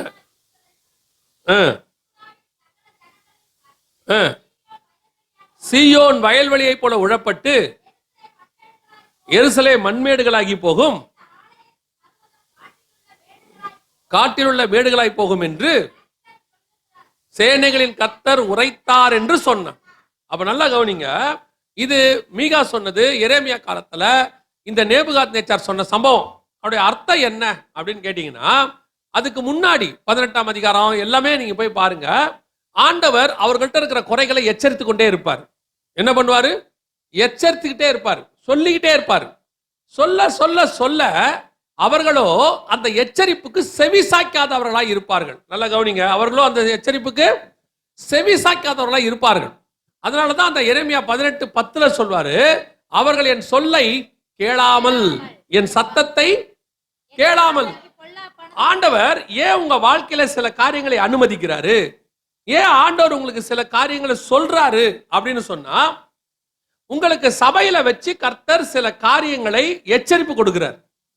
நீங்கள் பொதுவாக நம்மளை பொறுத்த வரைக்கும் நாம பர்ஃபெக்ட் தான், அதுல மாற்றுக்கிறதே இல்லை. அப்படி இருக்கும்பொழுது உங்களுக்குள்ளும் தேவனுக்கும் நடுவுல என்ன இருக்கும்னு கேட்டீங்கன்னா, சில கேப் இருக்கும், சில காரியங்களை சொல்லுவாங்க. அப்படி சொல்லும் பொழுது அந்த சத்தத்தை கேட்டு நீங்க என்ன பண்ணிடணும், உங்களை மாத்திக்கணும். அது என்னங்கிறது ஆண்டவர்ட்ட போய் கேட்கணும். இது எல்லாருக்கும் நடக்கும். நான் சொல்றது புரியுதா? எல்லாருக்கும் நடக்கும். வனாந்தரத்துல போயிட்டு இருக்கிற இஸ்ரவேலர்களுக்கும் நடக்கும், ஆசனத்துல உட்கார்ந்து இருக்கிற சிங்காசனத்துல உட்கார்ந்து இருக்கிற தாவீதுக்கும் நடக்கும். அவர் ராஜாவாயிட்டாருங்கிறதுனால அவருக்கு எதுவும் தப்பு இருக்காதுன்னு அர்த்தம் இல்லை. நான் எப்பவும் சொல்லுவேன், ஆலயத்துக்குள்ள இருக்கிற உங்களுக்கும் சரி, எங்களுக்கும் சரி, நாங்களும் சரி, நீங்களும் சரி, யாருமே இன்னும் பர்ஃபெக்ட் ஆகல. யாருமே இன்னும் என்ன செய்யல, பூரணப்படல. பூரணப்பட்டாச்சுன்னா பூமியில இருக்க இடம் இல்லை. பூரணப்பட்டாச்சுன்னா நம்மளை எங்க கொண்டு போயிடுவாரு, பரலோகத்துக்கு கொண்டு போயிடுவார். அவர் விரும்புகிற பூரணம் நம்ம கிட்ட வந்துருச்சுன்னா அதுக்கப்புறம் நம்மளை பூமியில கர்த்தர் வைக்கவே மாட்டார். இது அப்படியே இப்படி யோசிங்க. நீங்களும் நானும் இன்னும் இங்க இருக்கிறோம்னா இன்னும் அவர் விரும்பல, பூரணப்படலைன்னு அர்த்தம். எபிரேயர்ல ஆண்டவர் சொல்லுவாரு, நாம் இன்னும் அந்த உபதேசத்துக்குள்ளே இல்லாதபடி பூர்ணராகும்படி கடந்து போவோம் வாருங்கள் அப்படின்பா 4ஆம் அதிகாரத்துல. என்ன சொல்றாரு? பூர்ணராகும்படி கடந்து போவோம். அப்ப சபை பூரணப்படணும். அப்ப இங்க உங்ககிட்டயும் குறை இருக்கும், எங்க கிட்டயும் குறை இருக்கும். அப்ப ஆவியானவர் என்ன பண்ணுவாரு, அந்த குறைகளை உங்களுக்கு சொல்லிக்கிட்டே இருப்பாரு. அது சபைங்கிறது என்ன தெரியுமா? முதல்ல நல்லா புரிஞ்சுக்கோங்க. வெறும் உங்களை சந்தோஷப்படுத்துற இடம் இல்ல, உங்களை சிரிக்க வைக்கிற இடம் இல்ல, உங்களை பரலோகத்துக்கு ஏத்த பாத்திரமாய் மாத்துகிற இடம், உருவாக்குற இடம் இது. உங்களை சினிமா சிரிக்க வச்சுக்கிட்டே இருக்கும், என்டர்டைன் பண்ணும். டிவி என்டர்டைன் பண்ணும். ஃப்ரெண்ட்ஸோட போனா என்டர்டைன்மெண்டா இருக்கும், அதாவது பொழுதுபோக்காக இருக்கும், ஜாலியா இருக்கும். யாரு கூட உட்காந்து பேசினீங்கன்னா ஜாலியா இருக்கும். ஆனா சபை மட்டும்தான் உன்னை உருவாக்குற இடம். இங்க ஜாலியா இருக்கிறதுக்கான இடமே கிடையாது. இங்க நம்மளை கர்த்தர் உருவாக்குவார் கொஞ்சம் கொஞ்சமா வச்சு வச்சு. நீங்க போய் பாருங்களேன், எந்த ஒரு பாத்திர கடைக்கு போங்க, ரெடி பண்ற பாத்திர கடைக்கு போங்க. நேத்து நாங்க என்ன பண்ணோம், ஒரு கண்ணாடி செய்யற கடைக்கு போனோம். அப்போ என்னன்னு தெரியாது. நான் எப்பவுமே உட்காந்து நினைப்பேன், நான் எங்கேயுமே என்னை இது செய்யுங்க, என்னை கூட்டிட்டு போங்கன்னு சொல்ல மாட்டேன். அதை தாண்டி அவங்க வந்து இங்க வந்து பாருங்கன்னு சொல்றாங்கன்னா கர்த்தர் ஏதோ எனக்கு அனுமதி கொடுக்குறாருன்னு அர்த்தம். ஸோ அது கர்த்தர் என்னை பார்க்க வைக்கிறாருன்னு அர்த்தம். அப்போ அவங்க வந்து சொன்னாங்க, வாங்க கண்ணாடி செய்யறத பாருங்க பாஸ்டர். நான் கண்ணாடி வாங்க போயிருக்கேன், இந்த கண்ணாடிக்கு பதிலாக இன்னொன்று வாங்க போயிருக்கேன். அவங்க சும்மா இல்லாம, பாஸ்டர் வாங்க ஃபேக்டரியை பாருங்க, உள்ளுக்குள்ள அந்த கண்ணாடி எல்லாம் எப்படி செய்யறாங்க பாருங்கன்னு. உள்ள போய் பாக்குறேன். எடுத்த உடனே அந்த கண்ணாடி எப்படி இருக்குன்னா, இந்த மாதிரி வட்டமா பெருசா இருக்கு. இப்ப நான் போட்டிருக்க இந்த கண்ணாடி இருக்குல்ல, இதோடைய பூர்வீகம் எப்படி இருக்குன்னா இப்படி இருக்கு. இந்த மாதிரி தட்டியா இருக்கு. இதுல பாதி தட்டி இந்த அளவு தான் இருக்கு. ஆனா இன்னைக்கு அது என் கையில இருக்கும்போது எப்படி இருக்குது, வேற ஒரு ஷேப்பா மெல்லிசா பவர் போட்டு வேற மாதிரி இருக்கு. அப்போ அங்க போகும்போது நான் பாக்குறேன், அந்த ஃபேக்டரி ஃபுல்லா ஏதாவது ஒரு சவுண்ட் இருந்துகிட்டே இருக்கு. என்னன்னா அந்த சவுண்டு தான் இதை உருவாக்குற சவுண்டு. முதல்ல என்ன பண்றாங்க, இந்த அகலத்தை குறைக்கிறாங்க ஒரு லேத்துல வச்சு, அது ஒரு கிரு கிரு கிரு கிருன்னு ஓடுது. அப்புறம் இந்த ஷேப்புக்கு ஏற்ற மாதிரி மாத்துறாங்க. இப்படி நிறைய ப்ராசஸ் இருக்கு. எந்த ஒரு இடத்துக்கு போனீங்கனாலும் உருவாக்குற இடத்துல கொஞ்சம் சவுண்ட் இருக்கத்தான் செய்யும். நல்லா சொல்றது புரியுதா? அப்ப சபை உங்களை உருவாக்குற இடம்னா இங்க ஆவியானவருடைய சத்தம் இருக்கத்தான் செய்யும். ஆவியானவருடைய சத்தம் இருந்தாதான் நீங்க உருவாக்குவீங்க.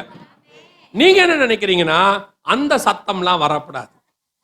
இங்க சிரிப்பு சத்தம் தான் இருக்கணும், சந்தோஷ சத்தம் தான் இருக்கணும், விசில் சத்தம் தான் இருக்கணும். இப்ப வர சர்ச்செல்லாம் அப்படி ஆயிருச்சு. விசில் சத்தம், அப்புறம் எக்கால சத்தம், அப்புறம் ஊனு கத்துற சத்தம், ஆணு கத்துற சொல்றோம். இங்க வேற எந்த சத்தமும் இருக்காது. பாத்திரத்தை உருவாக்குகிற சத்தம் மட்டும்தான் இங்க போகும். அது ஆவியானவர் கொடுக்கிற சத்தம். இந்த பாத்திரத்தை உருவாக்குவாரு. நீங்க உட்காந்துட்டு என்ன நினைப்பீங்க, ஏன் எனக்கு வீட்டுல இவ்வளவு பிரச்சனை? நிறைய பேர் சொல்லுவாங்க, சர்ச்சுக்கு வந்தா நிம்மதியா இருக்குதுங்க, வீட்டுக்கு போனா ஒரே தொல்லையா இருக்கு. போகும்போது பாஸ்டர் மாட்ட தங்கச்சிட்ட சொல்லிட்டு போவாங்க. போகும்போது என்ன சொல்லிட்டு போவாங்க தெரியுமா, பேசாம சர்ச்சிலே இருந்தெல்லாம் போல இருக்கு, வீட்டுக்கு போகவே இஷ்டம் இல்லை. ஏன்னா வீடு வந்து இப்போ நேபுகாத்நேச்சர் கோயிலா மாறிடுச்சு, உள்ள அந்தகாரம் ஆயிருச்சு அங்க. அப்ப அது ஏன் அந்த பாத்திரம் அங்க இருக்குன்னு யோசிக்கணும்ல. பாருங்க, கர்த்தர் நினைச்சா ஒரு பார்வோன ஒரு நாள் ராத்திரியில வேலையை முடிச்சிருவாரு. கர்த்தர் நினைச்சா ஒரு நாள் நைட்ல இஸ்ரவேலுடையதான அந்த அப்பத்தை எல்லாம் மாத்தி மறுநாள் காலையில ரொம்ப ஜனங்களுக்கு கிடைக்கிற மாதிரி மாத்திடுவார். ஒரு நாள் ராத்திரியில கத்தரால எல்லாத்தையும் என்ன செய்ய முடியும்? செய்ய முடியும். ஆனா ஏன் உங்க பிரச்சனை மட்டும் மாறவே இல்லை? ஏன் மாத்த மாட்டாரு? நீங்களும் அப்படியே பார்த்துக்கிட்டு இருக்கிறீங்க, எப்படியாவது இந்த கணவன் ரட்சிக்கப்படுவாரா? அந்த ஆள் நம்ம ஜோம் பண்ண ரொம்ப கடினமா மாறிக்கிட்டு இருக்காரு. ஏன் மாறுறாரு? சில நேரத்துல போய் பாருங்க, நீங்க நல்லா இருப்பீங்க, மாமியார் நம்மள சுரண்டிட்டே இருக்கும். ஏன் அப்படி நடக்குது? சில நேரத்துல மாமியார் நல்லா இருப்பாங்க, வந்து ஜோம் பண்ணிட்டு தேவ சமூகத்துல போவாங்க, அவங்களுக்கு ஒரு ஏடாகூடமான மருமக மாட்டியிருக்கும். நானும் யோசிச்சு பார்க்கிறேன் நிறைய காரியங்கள்ல. இந்த நல்ல ஆவிக்குரியவனுக்கு ஏடாகூடமா மாட்டுது, இந்த ஏடாகூடமா இருக்கிறவனுக்கு நல்ல ஆவிக்குரியது போய் மாட்டிக்குது. இதுக்கு பேரு ஏற்ற துணைங்கிறார் ஆண்டவர். இதுக்கு பேரு, நான் ஒரு நாள் என் ஃப்ரெண்டு கிட்ட சொன்னேன், ஏற்ற துணைன்னு கொடுத்ததே இப்படி இருக்குதே, ஏற்றம் இல்லாத துணையை கொடுத்திருந்தாருன்னா அது எப்படி இருந்திருக்கும் இல்ல? சில நேரத்துல ஏன் நம்ம வாழ்க்கையில இப்படி நடக்குது? ஏன் அந்த காலத்துக்குள்ள புடிச்சு கொடுக்குறாரு? எல்லாமே கரெக்டா தானே போயிட்டு இருக்கிறோம், நம்ம கிட்ட எதுவும் இருக்கிற மாதிரி தெரியலையே, நமக்கு அப்படிதான் தோணும். ஆனால் கர்த்தர் உங்களை என்னையும் உருவாக்கும் அளவும் அதுல ஏதோ ஒன்றை கர்த்தர் நம்ம கிட்ட ரிமூவ் பண்ண வேண்டி இருக்கு. அதை ஆண்டவர் என்ன பண்றாரு, அவர் பாத்திரத்தை அவர் ஆலயத்துக்குள்ள சவுண்டு கேட்க கூடாதும்பாரு. அவர் செய்யும் போது எதையும் ஆலயத்துக்குள்ள வச்சு என்ன செய்யாத அந்த சவுண்டு கர்த்தருக்கு பிடிக்காது. அவர் என்ன பண்ணுவாருன்னா, நேபுகாத்நேச்சாரை பிடிச்சு கொடுத்துருவாரு, நீ அட்ரான்றுவார். அவர் என்ன பண்ணிடுவாரு, இது பைபிள்ல கூட இருக்கும். பவுல் சொல்லுவாரு, நான் சொல்லி பார்த்தா அவன் கேட்கல, அதனால அவனை பிடிச்சி என்ன பண்ண போறேன், சாத்தாங்கிட்ட ஒப்பு கொடுக்குறேன் பாரு. ஓ, சாத்தாங்கிட்ட இருந்து மீட்கிறதுக்கு தானே நாங்க இங்க வந்தோம். நீ இங்க வந்து அங்க நல்லா தான் இருந்த ரட்சிக்கப்படுறதுக்கு முன்னாடி வரைக்கும், இங்க வந்த பிறகு சேட்டை ரொம்ப ஆகி போச்சு. இப்ப உன்னை திருத்தணும், திருப்பி யார்கிட்ட கொடுக்கறது? சாத்தான் கிட்ட கொடுக்குறேன். அப்ப சாத்தான்கிட்ட கொடுக்குறேன்னா 2 கொம்பு வாளோட இருக்கிற சாத்தான்கிட்ட கொடுக்க முடியாது, புடவை கட்டின சாத்தான் கிட்ட கொடுப்பாரு. இல்லைன்னா பேண்ட் சட்டை போட்ட சாத்தான் கிட்ட கொடுத்துருவாரு. ஆனா இந்த சாத்தா அழகா இருக்கும், அதான் பிரச்சனையே. ஆனா வந்தது என்னவா இருக்கும்? சாத்தானா இருக்கும். அப்படி இல்லாம கொடுப்பாருன்னு கேக்குறீங்களா? நான் சொல்றதை விட்டுருங்க. ஒரு மூத்த ஊழியக்காரர், நம்ம தாமஸ் ராஜ் ஐயா, உங்களுக்கு தெரியும் நினைக்கிறேன், ஏசியா சர்ச்சினுடைய தானே, அவர் கர்த்தர் கூட நித்திரை அடைஞ்சிட்டாரு. அவர் ஒரு செய்தியில சொல்றாரு, அவரும் அவரை பத்தி சொல்லல, இன்னொரு பிரபல ஊழியக்காரர், அதை மறந்துட்டேன் அவர் பேர் என்ன, அவர் பேர் சொல்லி சொல்வார், பிரபல ஊழியக்காரர். அவர் ஊழியத்தை முடிச்சுட்டு வீட்டுக்கு வராராம். வரும்போது பிசாசு எதிரில் நிக்குதான். இவரு பயப்படலையா, கிட்ட போனாராம், போயிட்டு சொன்னாராம், அது வேறு, நீ தேவ தூதனா இருந்தா எனக்கு பயம் இல்லை. ஏன்னா நான் ஊழியத்தை முடிச்சுட்டு வரேன், நீ என்ன ஒண்ணுமே செய்ய மாட்டேன். ஒருவேளை நீ பிசாசின் தூதனா இருந்தாலும் எனக்கு பயம் இல்லை. ஏன்னா நான் உன் தங்கச்சி தான் கல்யாணம் பண்ணிருக்கேன், நீ கண்டிப்பா என்ன எதுவுமே செய்ய மாட்டேன். சொன்னது யாருன்னு கேட்டீங்கன்னா ஒரு பெரிய ஊழியக்காரர். அப்பதான் நான் யோசிச்சேன், அவ்வளவு பெரிய ஊழியக்காரருக்கே அதான் நிலைமை. நம்ம எல்லாம் ஏமாத்துறோம். சில நேரத்தில் ஆண்டவர் பிடிச்சி எங்க தான் கொடுக்குறாரு, அந்த காலத்துல தான் கொடுக்குறாரு. நேபுகாத்நேச்சாரோட ஆலயத்துக்குள்ள போய் தான் இருக்கு, இருளா இருக்கு, என்ன நடக்கும்னே தெரியாது, பிடிச்சு கொடுத்துருவாரு. ஆனால் அதுக்கு பின்னாடி தேவன்கிட்ட ஒரு திட்டம் இருக்கும், எதையோ ஒன்று உருவாக்க வேண்டி இருக்கு. நீங்க உங்க பரிதாபத்தையே சொல்லுவீங்க, ஐயோ அவர் என்ன அடிக்கிறாரு, ஏன் அந்த ஆள் இன்னும் மாறாம இருக்கிறாரு, எங்க மாமியார் திட்டிக்கிட்டே இருக்கு, ஏன் இன்னும் மாமியார் மாறல, எங்கேயோ ஒரு விஷயம் இருக்கு, அதை கண்டுபிடிக்கணும். கர்த்தர் சொல்றாரு, நான் சொன்னதை அவர்கள் கேளாமல், என் சத்தத்துக்கு செவி கொடுக்காமல், ஏதோ ஒரு இடத்துல கர்த்தருக்கு பிரியமில்லாதது ஓடிக்கிட்டே இருக்குது, அதை ரிமூவ் பண்ணுங்கிறார் ஆண்டவர். அதை என்ன செய்ய, ரிமூவ் பண்ணு. அதை மட்டும் ரிமூவ் பண்ணிட்டீன்னா நான் உன்னை மீண்டும் அந்த காலத்துல இருந்து கொண்டாந்துருவேன் வெளியே. ஏன் உன்னை இதுக்குள்ள வச்சிருக்கிறேன்னா, நான் விரும்பாதது இன்னும் உனக்குள் காணப்படுகிறது, அதை எடுக்கணும், அதை கொஞ்சம் ரிமூவ் பண்ணணுங்கிறார் ஆண்டவர். அதான் இங்க ரொம்ப இம்பார்ட்டன்ட். நாம எப்பவுமே நம்முடைய சுய பரிசுத்தம், சுயநீதி, சுய பரிதாபம், சுய பச்சாதாபம் நிறைய இருக்குது, நம்மளை பத்தி தான் பேசிக்கிட்டே இருப்போம். எல்லாமே கரெக்டா தான் இருக்கு, நான் இப்படிதான் இருக்கேன், எல்லாம் உண்மைதான். ஜஸ்ட் உங்களை உட்காந்து கொஞ்சம் ஆராய்ந்து பாருங்க, உங்ககிட்ட என்ன இருக்குன்னு பாருங்க. அது மாறிடுச்சுன்னா கர்த்தர் இமிடியட்டா உங்க பிரச்சனையை மாத்திடுவார். ஆண்டவர், நான் சொல்றேன், கண்டிப்பா கர்த்தர் அந்த பிரச்சனையை மாத்திடுவார். ஒரு வாலிப பிள்ளை ஒரு தேவனை அறியாத மனுஷனை கல்யாணம் பண்ணிருச்சு. ஆனா பிள்ளை நல்ல ஆவிக்குரிய பிள்ளை, எவ்வளோ சொன்னாலும் கேட்கல. அது என்ன பண்ணிருச்சு, தேவனை அறியாத மனுஷனை போய் கல்யாணம் பண்ணிருச்சு. அவன் ஆரம்பத்தில் எல்லாமே அப்படித்தானே இருப்பான். சர்ச்சுக்கு வந்தான், பண்ணான், எல்லாம் பண்ணான். அப்புறம் பார்த்தா அட்டி ஒட்ட பின்றான் போட்டு. அப்படியே கிட்டத்தட்ட 2 வருஷம் ஓடிடுச்சு. அதுக்குள்ள ஒரு குழந்தையும் பிறந்துருச்சு. குழந்தை பிறந்த உடனே இன்னும் பிரச்சனை அதிகமாயிருச்சு. அவன் சொல்றான், நீ என் கோயிலுக்கு வரணும், பிள்ளைக்கு மொட்டை போடணும், காது குத்தணும், எல்லாம் சொல்றான். இந்த அம்மா சொல்லுது, நீ அப்பா அப்படி சொன்ன, அப்பா அப்படி சொன்னேன், இப்ப இப்படி சொல்றேன், என்னங்கிறான். குடிச்சிட்டு வரான், அடிக்கிறான். அப்புறம் இந்த பிள்ளையும் 1 வருஷமா ஜெபம் பண்ணுது, 2 வருஷமா ஜெபம் பண்ணுது. ஏன் என் வாழ்க்கை இப்படி இருக்குது அப்படின்னு கேட்குது. இந்த பிள்ளை வந்து சொல்லும் போதெல்லாம் என்ன சொல்லுன்னா, நான் வந்து அவருக்கு ஆண்டவரை பத்தி சொல்றேன், அவர் கேட்க மாட்டேங்கிறாரு, சர்ச்சுக்கு விட மாட்டாரு, அடிக்கிறாரு, உதைக்கிறாரு. நமக்கும் ஒரு நாள் ரொம்ப பரிதாபமா போச்சு. போயிட்டு அப்படியே அந்த பிள்ளைகிட்ட உட்காந்து பேசிக்கிட்டே இருக்கிறேன். அப்போ ஒரு காரியம் உணர்த்தப்படுறேன். என்ன உணர்த்தப்படுறேன்னா, இவ இன்னைக்கு இவ்வளவு கஷ்டப்படுறா, அழுகுறாங்கிறதுலாம் உண்மைதான். ஆனா இவ போன அன்னைக்கு இவங்க அப்பா அம்மா அழுதாங்கல்ல, எவ்வளவு கண்ணீர் விட்டாங்க, எவ்வளவு கதர்னாங்க, எவ்வளவு பண்ணாங்க, அதுக்கான பிரதிபலன் அன்னைக்கு அவங்க அழுத போது இவ கல் நெஞ்சா இருந்தால, இன்னைக்கு இவ அழும் போது நான் கல் நெஞ்சா இருக்கிறேன். எதையுமே கர்த்தர் நம்ம விதைக்காமல் அறுக்கிறது இல்லைல்ல. எங்கேயோ ஒரு இடத்துல பிரச்சனை இருக்கு, யாருடைய இருதயத்தை வேதனைப்படுத்தி இருக்கிறோம். ஏதோ ஒரு இடத்துல, அதாவது 2 வகையான பாவத்தை வந்து பைபிள் சொல்லும். ஒன்னு பரத்துக்கு விரோதமாக, இன்னொன்று உமக்கு விரோதமாக. அர்த்தம் என்னன்னா, ஒன்னு மனுஷனுக்கு, இன்னொன்னு தேவனுக்கு. சில நேரத்துல நாம மனுஷனுக்கு விரோதமா செய்ய மாட்டோம், தேவனுக்கு விரோதமா செய்வோம். சில நேரத்துல தேவனுக்கும் மனுஷனுக்கும் விரோதமா செய்வோம். அதனாலதான் கரெக்டா அந்த பாயிண்ட புடிச்சு சகை பேசுவாப்ல, ஆண்டவரே என் சொத்துல பாதியை வித்து யாருக்கு கொடுக்குறேன், ஏழைகள் கொடுத்துறேன். இது கர்த்தருக்கு விரோதமா செஞ்சதுக்கான பரிகாரம். ஏன்னா எதை ஏழைகளுக்கு செய்தோமோ அதை கர்த்தருக்கே செய்தோம். அடுத்து சொல்லுவான், யாருக்கிட்ட அதை அநியாயமா வாங்கி இருந்தானால் 4 மடங்கு திருப்பி கொடுக்குறேன். இது மனுஷருக்கு விரோதமா. 2த்தையும் ஒரே இடத்துல அந்த ஆள் கரெக்ட் பண்ணுவாரு. கரெக்ட் பண்ண உடனே ஆண்டவர் சொல்வாரு, இந்த வீட்டுக்கு ரட்சிப்பு வந்ததுன்னு சொல்லுவார். இதுதான் கர்த்தர் நம்ம கிட்ட எதிர்பார்க்கிறது. நாம தேவன்கிட்ட போய் மன்னிப்பு கேட்டுருவோம். தேவன்கிட்ட போய் என்ன பண்ணிடுவோம், மன்னிப்பு கேட்டுருவோம். ஆண்டவர் என்ன மன்னிச்சிருங்க, ஓகே ரைட், ஆண்டவர் மன்னிக்க ரெடியா இருக்காரு. மனுஷனுக்கு விரோதமாய் செய்தது, அந்த நீ பேசினதுனால உன் மாமியார் இருதயம் வேதனைப்பட்டது, நீ பேசினதால உன் தாய் தகப்பனுடைய இருதயம் வேதனைப்பட்டது, நீ விதைச்சது எவ்வளவு இருக்குது, எத்தனை பேரை ஏமாத்தி இருக்கிறோம்.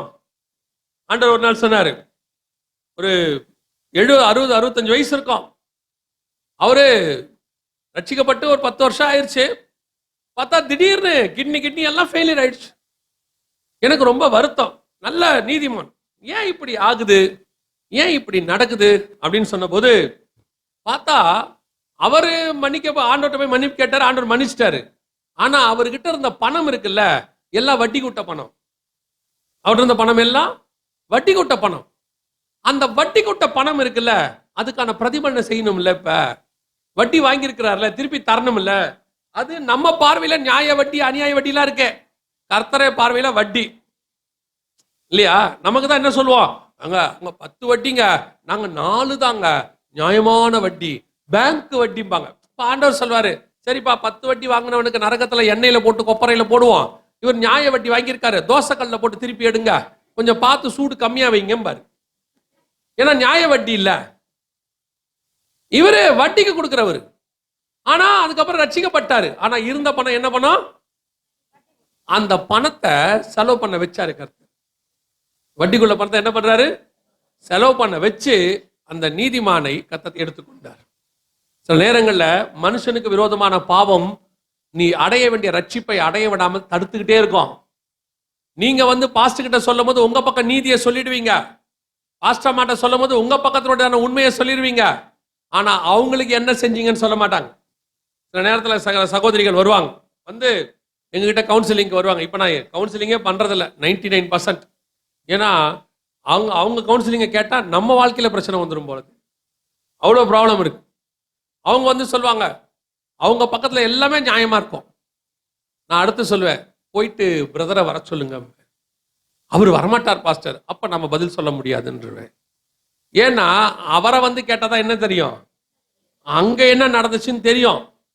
இவங்க சொல்லும் போது இவங்க சைட்ல உள்ளதை ரொம்ப நாசுக்கா சொல்றாங்க. எப்படின்னா, பாஸ்டர் அவர் என்ன அசிங்கமா திட்டினாரு, நான் கூட திருப்பி 2 வார்த்தை பேசிட்டேன் பாரு, ஆனாலும் அவர் பேசினது இருக்குதே, நான் கொடுத்த 2 வார்த்தைங்கிறது ரொம்ப எப்படி இருக்கு, சாதாரணமா போயிருச்சு. வந்து பார்த்தா தெரியும் அந்த 2 வார்த்தை ஈட்டி வார்த்தையா இருக்கும். இவன் 10 வார்த்தை பேசுனது கூட பெருசா இருந்திருக்காது. அந்த அம்மா 2 பேசிச்சுல, அதெல்லாம் சகோதரிமார்களுக்கு பெரிய கிருபை ஒண்ணு இருக்கு. எப்பவுமே வாயில குண்டூசியோடயே இருக்கும். அது ஏதாவது பேசினா தூணு ஒரு துப்பு பாருங்க, சுருக்குன்னு குத்தம். நம்ம ஆளுக்கு பேச தெரியாது, கையை வாங்கிடுவான், வராது வார்த்தை. இப்படியே பொறுத்து பார்ப்பான், பட்டீர்னு ஒண்ணு கொடுத்தா சரியாயிரும்பா. இப்ப என்ன பிரச்சனைன்னா, இந்த அம்மா பேசின 10 வார்த்தையும் மறந்து வேற போயிடுவான். இப்ப நின்னது எது நிக்கணும், அடிச்சது மட்டும் நிக்கும். போய் சொல்லும், அவர் என்ன அடிச்சுட்டாரு பாஸ்டர். நான் எப்பவுமே யாருக்கிட்டையும் கேட்கிற கேள்வி, ஏன் அடிச்சாருன்னு கேட்பேன். ஏன்னா பிசிக்ஸ் படி ஒரு ஃபார்முலா இருக்கு, for each and every action equivalent opposite reaction. இல்ல அப்படிதானே இருக்கு, அப்படிதானே? ஒரு ரியாக்ஷன் இருக்குன்னா அது கண்டிப்பா என்ன இருந்திருக்கணும், ஒரு ஆக்ஷன் இருக்கணும். இது நம்மளை அடிக்காது, ஆனா நம்மளை பாவியா மாத்திர எல்லா வேலையும் அந்த அம்மாவுக்கு தெரியும். அது எப்படிதான் தெரியும்னே தெரியாது. இந்த வயலுக்கு பேச வராது, 2 வார்த்தை வரும். 2 வார்த்தை, அது கூட என்ன வார்த்தை வரும் பாத்துக்க, பொறுமையா போயிட்டு இருக்கேன் பாத்துக்க, அடிக்க போறேன் பாத்துக்கமா அடிச்சு விடுவான். அந்த அம்மா மணிக்கணக்கா உட்காந்து அழகா பேசி இவனை அடிக்க விட்டுரும். நான் இப்பெல்லாம், இப்ப நீங்க எப்படி உங்க வீட்டுல அப்படி இருக்கான்னு கேட்காதீங்க, நானும் பரலோகத்துக்கு போகணுமா இல்லையா, இல்லையா? எல்லா வீட்லயும் இருக்கும். ஆனா நான்லாம் இப்ப வந்து கத்துக்கிட்டேன் ஒரு விஷயம். ஒரு நாள் ஒரு புக்ல படிச்சேன், மனைவி பேசும்போது டிவியை சவுண்டா வைக்கிறவன் பெரிய மனுஷன், சரியா? அப்படியே ரொம்ப பேசும்போது சட்டையை போட்டு வெளியே போறான்ல, அவன் தான் உத்தம மனுஷன். நான் வந்து இப்ப சட்டையை போட்டு கிளம்புற ஆளுக்கு வந்துட்டேன். நான்லாம் இப்ப பக்கத்துல சட்டையோட தான் உட்கார்ந்து இருக்கிறது. பேசினோடனே சொல்லி, நீ பேசுற சட்டையை போடுறா இல்லையா பாருன்னு சொல்லிடுறது. வேற வழி இல்லை, இல்லைன்னா நம்ம பரலோகத்துக்கு போக மாட்டோம். இன்னைக்கு உலகம் எப்படி இருக்கு, நம்ம சைடு இருக்கிறதான குற்றத்தை மட்டும்தான் என்ன செய்யும், பார்க்காது. அடுத்தவங்க குற்றத்தான் போய் சொல்லும், நம்ம கிட்ட இருக்க குற்றம் தெரியவே தெரியாது. ஆண்டவர் சொல்றாரு, உன்னை ஏன் நான் அந்த காலத்துல புடிச்சு கொடுத்தேன் தெரியுமா, அங்கே எனக்கு பிரியமில்லாத காரியங்களை நீ செய்து கொண்டிருக்கிற, உன்னை நான் மோல்டு பண்ண வேண்டி இருக்குப்பா. நீ கேட்டுக்கிட்டே இருக்க, என்ன ஏன் ஆண்டவர் இன்னும் இங்க வச்சிருக்கீங்க. இதுல ஒரு பெரிய விஷயம் என்னன்னா, சுத்தி எல்லாம் கரெக்டா நடக்கும், இது மட்டும் நமக்கு மாறாது. பார்த்திருக்கீங்களா? நம்ம ஜோம் பண்ணா ஒருத்தனுக்கு நடக்கும், அவன் வந்து சொல்லுவான், சிஸ்டர் நீங்க ஜோம் பண்ணீங்க, எங்க வீட்டுக்காரர் மாறிட்டாரு. நம்ம வீட்டுக்காரர் மாறி இருக்கவே மாட்டாரு. அங்கதான் பிரச்சனையே இருக்கும். இந்த சிஸ்டருக்கு என்ன ஆகும், நான் ஜோம் பண்றேன் நடக்குது, எனக்கு மட்டும் நடக்கலையே. நீங்க ஜோம் பண்ணீங்களே ஒரு சிஸ்டருக்கு, அந்த அம்மா மாறிடுச்சு, அதனால அவங்க வீட்டுக்காரர் மாறிட்டாரு. நீங்க இன்னும் மாறல. நீங்க ஜெபம் பண்றதா நல்லவங்க, ஆனா இன்னும் உள்ளுக்குள்ள என்ன செய்யல, மாறல. உள்ளுக்குள்ள எப்படி இருக்கு, இந்த பிசாசோடு பிடித்து என்னை கட்டி வைத்து விட்டார்கள். வீட்டுக்காரர் அந்த காலத்தில் இருக்கிறது அந்த பிசாசு. ஆண்டவரை இந்த பிசாசை கட்டுகிறேன். ஆண்டவர் சொல்வார், நீ அவனை திட்டுற வரைக்கும் அவன் மாறவே மாட்டான். இந்த அம்மா நினைச்சுக்கோ, நான் கரெக்டா தான் திட்டுறேன், அவன் பிசாசு மாதிரி பண்றான். அவன் பிசாசு மாதிரி பண்ணல, நீ பிசாசுன்னு சொல்றதுனால அவன் பிசாசு மாதிரி பண்றான். அதான் உண்மை. நீங்கள் முதல்ல நம்மளை மாத்த ஒப்பு கொடுக்கணும். ஒரு நாள் வீட்டுல பெரிய சண்டை வந்துச்சு, எங்க வீட்டுல சில வருஷங்களுக்கு முன்னாடி பெரிய சண்டை வந்துச்சு. ஒரு ஆண்டவர்கிட்ட கேட்டேன், ஏன் ஆண்டவரை இவ்வளோ சண்டை வருது? அப்போ நம்ம ஆஸ் யூஷுவல், இவங்க என்னைக்கு ஆண்டவரை மாறுவாங்க அப்படின்னு. ஆண்டவர் சொல்ல, நீ என்னைக்கு மாறுவ, நீ ஒரு ஊழியக்காரன் இவ்வளவு பண்ற, எப்ப மாறுவ? நீ மாறாம அவங்க என்ன செய்ய மாட்டாங்க, மாறவே மாட்டாங்க. உன்னை முதல்ல மாத்து, அப்பதான் அவங்க மாறுவாங்கன்னா. சில நேரங்களில் கர்த்தர் நம்மளை கொண்டு போய் நேபுகாத் நேச்சாருடையதான பண்டக சாலைக்குள்ளே வைத்திருக்கிறார். காரணம் என்ன தெரியுமா, உருவாக்குவதற்கு. உருவாக்கிட்டா கர்த்தர் அங்கிருந்து கொண்டாந்துருவாரு. உருவாகலைன்னா வச்சுக்கோங்க, அவர் சொல்லியும் நீங்க கேட்கல, அவர் உங்களை உணர்த்தி இந்த மாதிரி காரியங்கள்லாம் சொல்லியும் நீங்க கேட்கல. சில நேரங்களில் கர்த்தர் எவ்வளவு சொன்னாலும் ஒரு சிலர் என்ன செய்ய மாட்டாங்க, கேட்க மாட்டாங்க. அதை அவங்கள விட மாட்டாங்க. அந்த மாம்சம் அவங்கள பிடிச்சி ஆட்டிக்கிட்டே இருக்கும். இல்லை அப்படி ஒரு சுபாவம் அவங்களுக்குள்ள இருக்கும். அதில் அவங்க சுயநீதியில் இருப்பாங்க. நான் பண்ண சரிதாங்க, இதுல என்ன தப்பு இருக்கு, நான் சும்மா அதெல்லாம் நான் ஒத்துக்க மாட்டேன். நான் சொல்லுவேன், கர்த்தருக்கு பிடிக்காத ஒரு காரியங்கள்ல 1-2 இருக்கு. அதுல மிக முக்கியமானது சுயநீதி. நம்முடைய நீதி அவருக்கு முன்பாக அழுக்கான கந்தையை போல இருக்கு. உங்க பக்கத்துல அது நீதியா தெரியும், அவர் பக்கத்துல அது பாவமா தெரியும், அழுக்கான கந்தையா தெரியும். அதனாலதான் எப்போ நம்ம நீதியை பேசக்கூடாது. சில ஆட்கள் வரட்டு பிடியா பிடிச்சுக்கிட்டு இருக்கோம். இல்ல அதெல்லாம் கிடையாதுங்க, நான் பண்ணது சரிதான்.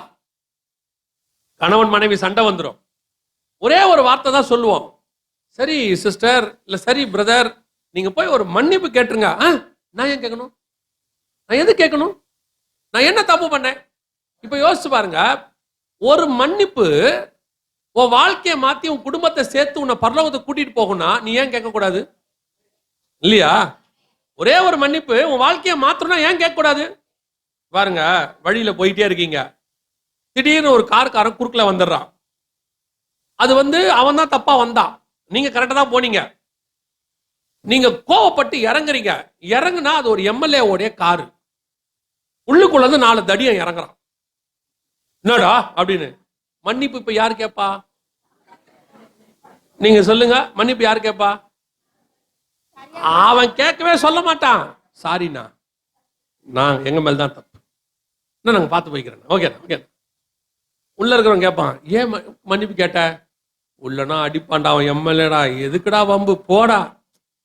ஒரு தப்பே பண்ணாம எவங்கிட்டயோ மன்னிப்பு கேட்கறீங்களே, ஏன் உங்க வீட்டுல இருக்கிறவங்ககிட்ட நீங்க மன்னிப்பு கேட்க கூடாது?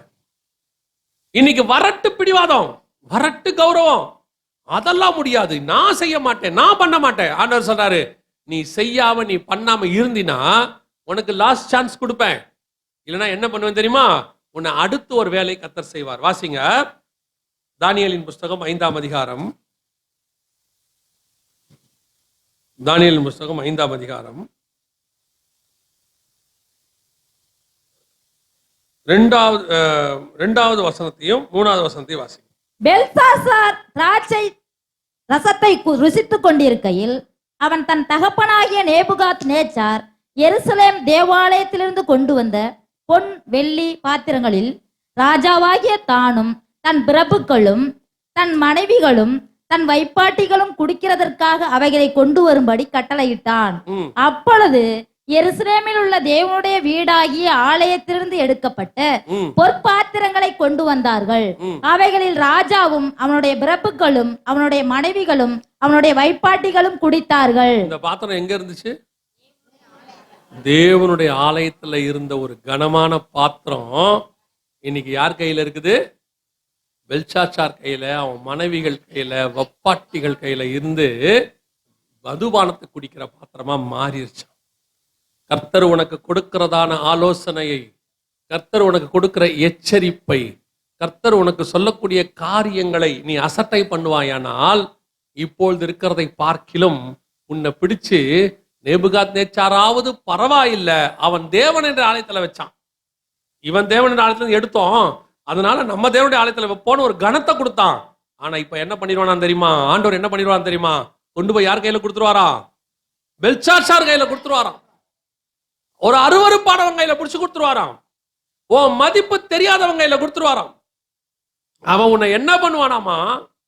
ஒப்பாட்டிகள்லாம் சேர்ந்து அந்த பாத்திரத்துல குடிச்சாங்களாமா. யோசிச்சு பாருங்க, கர்த்தருடைய ஆலயத்தில் திராட்சை ரசம் வார்க்கப்பட்டு கம்யூனியன் எடுத்ததான பாத்திரம் அது. தாவீது அந்த பாத்திரத்துல தான் திராட்சை ரசத்தை எடுத்து ஜனங்களுக்கு கொடுத்தான்னு இருக்கு 2 சாமுவேல் 6ஆம் அதிகாரத்துல. அப்படி குடித்த அந்த பாத்திரத்தினுடைய நிலைமை இன்னைக்கு எப்படி இருக்குன்னா, பெல்சாத்சார் கையில இருக்கு, அருவருப்பானவங்க கையில காணப்படுகிறது. நான் சொல்லுவேன், கர்த்தரை விட்டு நம்ம தூரம் போயிட்டு கர்த்தர் நம்மளை கை விட்டுட்டாருன்னு வச்சுக்கோங்க, கர்த்தர் எச்சரிப்பு நம்மளை விட மாட்டார். நான் சொல்றேன், கர்த்தர் நம்மளை விடவே மாட்டாரு. ஒரு லிமிட்டுக்கு மேல என்ன செய்ய முடியாது, பிடிச்சு வைக்க முடியாது. பாருங்களேன், எத்தனை முறை யூதாஸ்க்கு எச்சரிப்பு கொடுத்தாரு. ஃபர்ஸ்ட் சொல்றாரு, உட்கார்ந்து உங்களில் ஒருவன் என்னை காட்டி கொடுப்பான். அப்பவே அவன் என்ன பண்ணிருக்கணும்? சுதாரிச்சிருக்கணும். அப்பா, இயேசுக்கு தெரிஞ்சிருச்சே நம்மளதான் சொல்றாருன்னு. அவனுடைய துணிகரம் நானான்னு கேட்டான். அவன் துணிகரம். அடுத்து எல்லாருக்கு எதிரில் சொல்றாரு, நீ செய்வதை துரிதமாய் செய். இப்போது அவனுக்கு என்ன தெரிஞ்சிருக்கணும்? சொல்லிட்டாரு, சுதாரிச்சிருக்கணும். இப்ப அவன் துணிகரமாய் புறப்பட்டு போனான். வசனம் சொல்லுது, சாத்தான் அவனுக்குள் புகுந்தான். அது வரைக்கும் சாத்தான் புகுறதுக்கு அனுமதி கிடையாது, பெர்மிஷன் கிடையாது. ஆண்டவர் சொல்வாரு, நான் எச்சரிப்பு கொடுப்பேன், அந்த எச்சரிப்புக்கு அவன் செவி சாய்க்க விட்டால் தான் சாத்தான் உள்ளே நுழைவான். பல நேரங்களிலே தேவனுடைய வீட்டில் இருக்கிற உனக்கு கர்த்தர் எச்சரிப்பு கொடுக்கிறார். இதை செய்யாத, இதை பண்ணாத, இந்த இடத்துக்கு போகாத. அது எப்படி எங்க சொந்தக்காரங்க, நாங்க போய்தான் ஆகணும். அங்க போய் பிசாசோட வர்ற ஒரு குரூப் இருக்கு. போக வேணாம்னு சொல்ற இடத்துக்கு போயிட்டு அவங்க கூட உட்காரக்கூடாத இடத்துல உட்கார்ந்து சாப்பிடக்கூடாத காரியத்தை சாப்பிட்டுட்டு ஆலயத்துக்குள்ள வருது. கர்த்தரால் பயன்படுத்த வேண்டிய பாத்திரத்தை ஜெபம் பண்றாரு ஊழியக்காரரு, பிசாசு ஓடுது. ஊழியக்காரனுக்கு சந்தேகம் வருது, எப்படிடா ஏன் ஆலயத்துக்குள்ள உட்கார்ந்துறதுக்குள்ள இப்படி பிசாசு வருது? இந்த பாத்திரம் பெல்சாச்சார் கைக்கு போயிட்டு வந்திருக்கு. கொடுக்கிற எச்சரிப்பை கேட்காத பாத்திரம், சொன்னா கடிந்து கொள்ளுகிற பாத்திரம். நான் ஏன் செய்யணும்? நான் சொல்லுவேன், ஒரு குறிப்பிட்ட காலகட்டம் வரைக்கும் உனக்கு கர்த்தர் எச்சரிப்பு கொடுத்து கொண்டே இருப்பார். பாத்திரத்தை எங்கேயும் கொடுக்க மாட்டார். ஒரு இருள் இருக்கும், ஒரு அந்தகாரம் இருக்கும். கர்த்தர் பேசிக்கிட்டே இருப்பாரு. இல்ல நான் இன்னும் துணிகரமா நான் போய் செய்வேன், இல்ல நான் அப்படித்தான் இருப்பேனா, ஒரு நாள் உன்னை பிடித்து பெல்சாச்சார் கையில கொடுப்பார். அவன் உன்னை வைத்து மதுபானத்தை குடிக்கிறவனாய் மாறும். உன் வாழ்க்கை அந்தகாரத்திலிருந்து அருவருப்பாய் மாறும். எவ்வளவு கனம் இருந்துச்சோ அத்தனை கனமும் தொலைஞ்சு போகும். எனக்கு ஒருத்தர் சுவிசேஷம் சொன்னார்.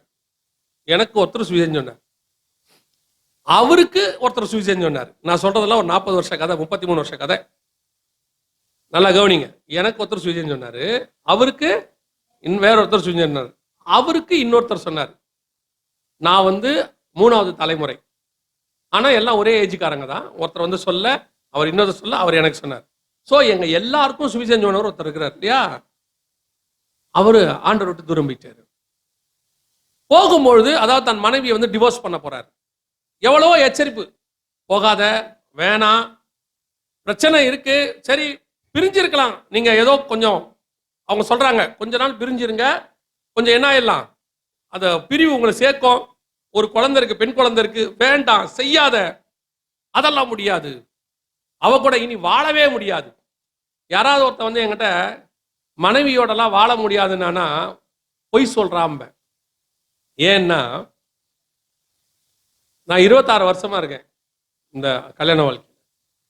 26 வருஷத்துல எல்லா ஏற்றத்தாழ்வு, மேடு பள்ளங்கள் எல்லாம் பார்த்திருக்கேன்.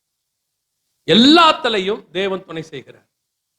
அவர் நம்ம முப்பரினுள் அறாதபடி பாதுகாக்கிறதுக்கு கர்த்தர் எல்லா விதமான வேலையும் செய்வார். இங்க யாருமே பர்ஃபெக்ட் மேட்ச் கிடையாது. Nobody is perfect match. Sir சொல்லுவாங்க, எனக்கு ஆண்டவர் தேவதையே கொடுத்திருக்காருன்னு, ஒன்னு போய் சொல்றான்.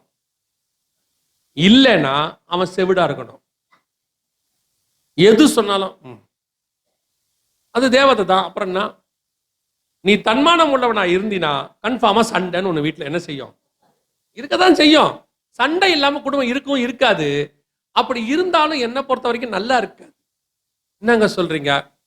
நீங்க இப்ப யோசிச்சு பாருங்களேன். இப்ப உங்க கணவர் வராரு வீட்டுல, அவர் பெல் அடிக்கும் போது, யாரு அப்படின்னு, என் புறாவே, என் உத்தமையே, கதவை திற, என் தலை பணியினால் நினைகிறது. நீங்க உடனே உள்ள இருந்து, இது என் நேசரின் சத்தத்தை போல் அல்லவா இருக்கிறது, கதவை திறந்த உடனே, வாரும் நேசரே, வயல்வெளிக்கு போய் நாம் தங்குவோம், நல்லா இருக்கும். அதை வேணா இப்பவே சொல்லி பாருங்களேன். கதவை திறக்கும் போது உங்க கணவர் பெல் அடிக்கும் போது, டார்லிங், லவ் யூ டார்லிங், கதவை திறடா செல்லம் அப்படின்னு, அந்த அம்மா தண்ணி அடிச்சுட்டு வந்துட்டானோ, ஏன் அந்த ஆளு திடீர்னு இப்படிலாம் கூப்பிடுறா, இல்ல திறந்த உடனே நான் வேணும் அப்படின்னா தான் நமக்கும் நார்மலா போயிட்டு இருக்குன்னு அர்த்தம். உடனே அந்த அம்மா கதை திறந்து, yes darling, I am here, உங்களுக்காக இருதயத்தை திறந்து அவனுக்கு வெக்கமா இருக்கு. ஐயையோ, இது வேற என்னமோ மாத்தி வந்துட்டோம் போலியே, யாரு வீட்டுக்கோ இருக்குமா? கதவை அடிக்கிற அடியில அந்த அம்மா கேட்கும், ஏங்க இப்படி கதவை தட்டி தொலைறீங்க, திறக்கிறதுக்குள்ள என்ன எவ்வளவு நேரமா தட்டுறேன், எங்க திறக்காம போனேன், அப்பதான் வீடே கத கத கதன்னு மாறும். இல்ல நீங்க யோசிச்சு பாருங்க, புஷ்பானம் நல்லா தான் இருக்கும், ஆனா பட்டாசுக்கு தான் மரியாதை ஜாஸ்தி இல்லையா? நீங்க எல்லாம் புஷ்பானம் பாக்குறதுக்கு எப்படி இருக்கும், அழகா இருக்கும், ஆனா பட்டாசுக்கு தான் மரியாதை ஜாஸ்தி. அப்படி வெடிச்சாதான் எல்லாரும் கேட்பான், என்ன நடந்துச்சு, யாரோ வந்திருக்காங்க போல அப்படின்றோம்ல. அந்த மாதிரி வீட்டுல கொஞ்சம் எப்படி இருக்கணும், நான் ஏன் பாஷையில சொல்லுவேன், எப்பவுமே கறி வாங்கும் போது எலும்போட தான் வாங்கணும், அப்பதான் சாப்பிட்றதுக்கு நல்லா இருக்கும், டேஸ்டும் நல்லா இருக்கும். இப்ப இருக்கிறவெல்லாம் போய் கோழியே போன்லெஸ் கேட்கறான், அந்த கோழி எலும்பே மெல்லிசா தான் இருக்கும். இவெல்லாம் பல்லு செத்தவன் கேட்டா, இன்னும் முந்தானத்து ஒன்று நடந்துச்சு, எனக்கு இது வரைக்கும் நான் கேள்விப்படாதது ஒன்று. ஒருத்தர் ஃபோன் பண்ணி சொல்றாரு, அண்ணே என் பையனுக்காக கொஞ்சம் ஜெபம் பண்ணிக்கோங்கண்ணே அப்படின்னாரு. என்ன ஆச்சுன்னு, கோழி முள்ளு தொண்டையில குத்திருச்சுன்னாரு. கோழி முள்ளு எப்போ தொண்டையில குத்தம்? நான் இது வரைக்கும் கேள்விப்பட்டதே இல்லை. கோழி எலும்பு என்னைக்காவது தொண்டையில குத்தி கேள்விப்பட்டிருக்கீங்களா? இவங்கெல்லாம் எலும்போட சாப்பிடாத ஆளு. இந்த ஆளுங்க தான் இப்படி நினைக்கிறது. இப்ப இருக்க இந்த ஜெனரேஷன், இப்ப இருக்க பிள்ளைங்க எல்லாம் கல்யாணம் பண்ணதில்ல, அது என்ன நினைக்குதுன்னா, அது இந்த டிவி சீரியலு மொபைல் எல்லாத்தையும் பார்த்துட்டு வீட்டுக்காரர் வரும்போதே கதவை தட்ட ஹாய் ஹவ் ஆர் யூ அப்படின்னு கேட்கணும். அப்படிலாம் கேட்டா நல்லா இருக்காது, நல்லாவும் இருக்காது. கொஞ்சம் அப்படி இப்படி இருந்தாதான் நல்லாவும் இருக்கும் பாருங்க. இல்ல அது சொல்ல, நீங்க பாருங்க எந்த சீரியல், நீ சீரியல் தானே பாப்பீங்க எல்லாரும். வர்றா சீரியல் பார்க்க மாட்டேன்றோம், கை தூக்கும். உண்மையா தூக்கணும், கை கீழே வராது, அப்படி நின்றோம்.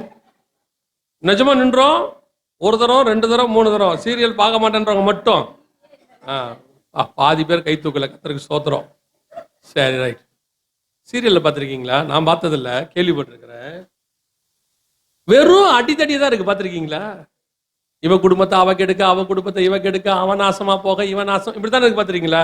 எந்த சீரியல் அது சுமூகமா போய் பார்த்துருக்கீங்களா? போனா யாரும் பார்க்க மாட்டான். எப்பவுமே இந்த மாதிரி ஏடகுடமா தான் இருக்கும். குடும்பம்னா கொஞ்சம் ஏடகுடமா தான் என்ன செய்யும் இருக்கும். இந்த இவன் சொல்லிட்டான் அதெல்லாம் முடியாது, நான் அவ கூட வாழ மாட்டேன்ட்டான். போயிட்டு டிவோர்ஸ் பண்ணது இல்லாம இன்னொரு கல்யாணம் பண்ணிவிட்டான். இன்னொரு கல்யாணம் பண்ணது கூட சரி, அது அவனுக்கும் தேவனுக்கும் உள்ளது, பர்சனல், அதை விட்டுருங்க. இப்ப நான் அதுக்கு வரவே இல்லை, அது அவன் இஷ்டம். ஒரு நாள் பாக்குறேன், ஒருத்தர் எனக்கு ஃபோன் பண்றாரு, உடனே டிவியை போட்டு நியூஸை பாருங்கிறார். நியூஸ் சேனல்ல ஒன்று ஓடுது. இவனும் இவன் மனைவியும் ஒரு குடும்ப போட்டியில கலந்துக்கிறாங்க. குடும்ப போட்டி. அந்த போட்டியில எல்லாருக்கும் ஒரு ஒரு டாஸ்க் கொடுக்குறாங்க. ஒருத்தருக்கு எவ்வளவு பலூன் ஊதணும்னு டாஸ்க், சரியா? ஒருத்தருக்கு எவ்வளவு பலூன் ஊதணும்னு டாஸ்க். இன்னொருத்தருக்கு எத்தனை தலகாணியில உரக்குள்ள தலகாணி போடுறாரு. பாருங்க எவ்வளவு வேலை இல்லாம இருக்கான் பாருங்க. அவன்லாம் இவ்வளவு நடக்குது. இவனை காட்டுறாங்க. இந்த ஆண்டர் விட்டு போனானே, அவனுக்கு என்ன டாஸ்க் தெரியுமா? ஒரு கோயில் படிக்கட்டு, ஒரு 50 படிக்கட்டு இருக்கு, இந்து கோயில் படிக்கட்டு. அதுல இத்தனை நிமிஷத்துக்குள்ள எத்தனை படிக்கட்டுல கற்பூரம் ஏத்துறான்னு சொல்லி இவனுக்கு. யாருக்குமே அது கிடையாது, இவனுக்கு அது. அதை பார்க்கும்போது ஆண்டவர் சொல்றாரு, இதுதான் பிசாசு அவனை பார்த்து சந்தோஷப்படுறதுதான். ஒரு காலத்துல எத்தனை பேரை நீ ஆண்டவர்கிட்ட கூட்டிட்டு போன, இன்னைக்கு உன்னையே எனக்கு கற்பூரம் ஏத்த வச்சுட்டா பாத்தியான்னு சொல்லி அவன் ஒய்ஃப் ஏத்துது, இவன் இப்படி பிடிச்சிட்டு நிக்கிறான் அணையாம. ஏத்து இவன் சொல்றான் அவன் ஒய்ஃப்ட, வா வா அடுத்து ஏத்து சீக்கிரம் ஏத்து, ஓடி வாங்குறான். அந்த உணர்வு மொத்தம் போயிருச்சு. இதுதான் பெல்ஷாத்சார் கையில் உள்ள பாத்திரம். ஆண்டவர் உன்னை வச்ச இடம் எங்க? தேவனுடைய ஆலயத்தின் பொக்கிஷ சாலை. கர்த்தர் உன்னை ஆசீர்வாதமா கனமா கர்த்தர் கண்களுக்கு முன்பாக உன்னை உயர்த்தி வச்சுக்கிட்டு இருக்கிறார். கர்த்தர் கொடுக்கிற எச்சரிப்பு செவி சாய்க்காத பட்சத்தில், கர்த்தர் சொல்லுகிறத கேட்காத பட்சத்தில் நீ பெல்ஷாத்சார் கையில் உள்ள பாத்திரத்துக்கு போக வேண்டி இருக்கும்.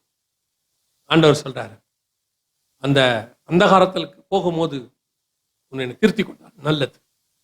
ஆண்டவர் உன்னை மீட்க விரும்புகிறார், திருப்பி கொண்டு வர விரும்புகிறார். ஆண்டவர் பழையபடி உன்னை மாற்ற விரும்புகிறார். அநேகர் இன்னைக்கு பெல்ஷாத்சார் கையில் இருக்கிறாங்க. போய் அந்தகாரத்துல இருந்து தாங்கள் செய்யற தப்பு உணர்வே இல்லாத இடத்துக்கு போயிட்டாங்க. என்ன தப்புனே தெரியல, அதுவே அவங்களுக்கு தெரியல, செய்யறதே தப்புனே அவங்களுக்கு தெரியல. நான் சில ஊழியக்காரர்களையும் சொல்லுகிறேன், கவனியுங்கள். நீங்க எப்ப கர்த்தருடைய சத்தத்துக்கு செவி சாய்க்காம போயிட்டீங்களோ, அதுக்கப்புறம் அந்த ஊழியக்காரர்கள் பாருங்க, கர்த்தருக்கு விரோதமான பாவத்தை செய்யறாங்கன்றது சாதாரணமா எல்லாருக்கும் தெரியுது. ஆனா யாருக்கு தெரியல? அந்த பர்டிகுலர் ஊழியக்காரனுக்கு தெரியவே மாட்டேங்குது. இதான் இங்க விஷயமே. ஒரு விசுவாசி சொல்றாங்க, என்னங்க இவர் இந்த மாதிரி எல்லாம் பண்றாரு அப்படின்னு கேட்கிறாங்க. ஆனா அந்த பண்ற ஆளுக்கு என்ன செய்யல? தான் உணர்வு, நாம பண்றது தப்புன்ற உணர்வு இல்லை. ஏன்னா பாத்திரம் பெல்ஷாத்சார் கைக்கு போயிருச்சு, பிசாசின் கைக்கு போயிருச்சு, அந்தகாரத்தின் கைக்கு போயிருச்சு. விசுவாசிகளுக்கு சொல்லுகிறேன், கர்த்தர் இன்னைக்கும் உங்களையும் என்னையும் மீட்க விரும்புகிறார், காப்பாற்ற விரும்புகிறார்.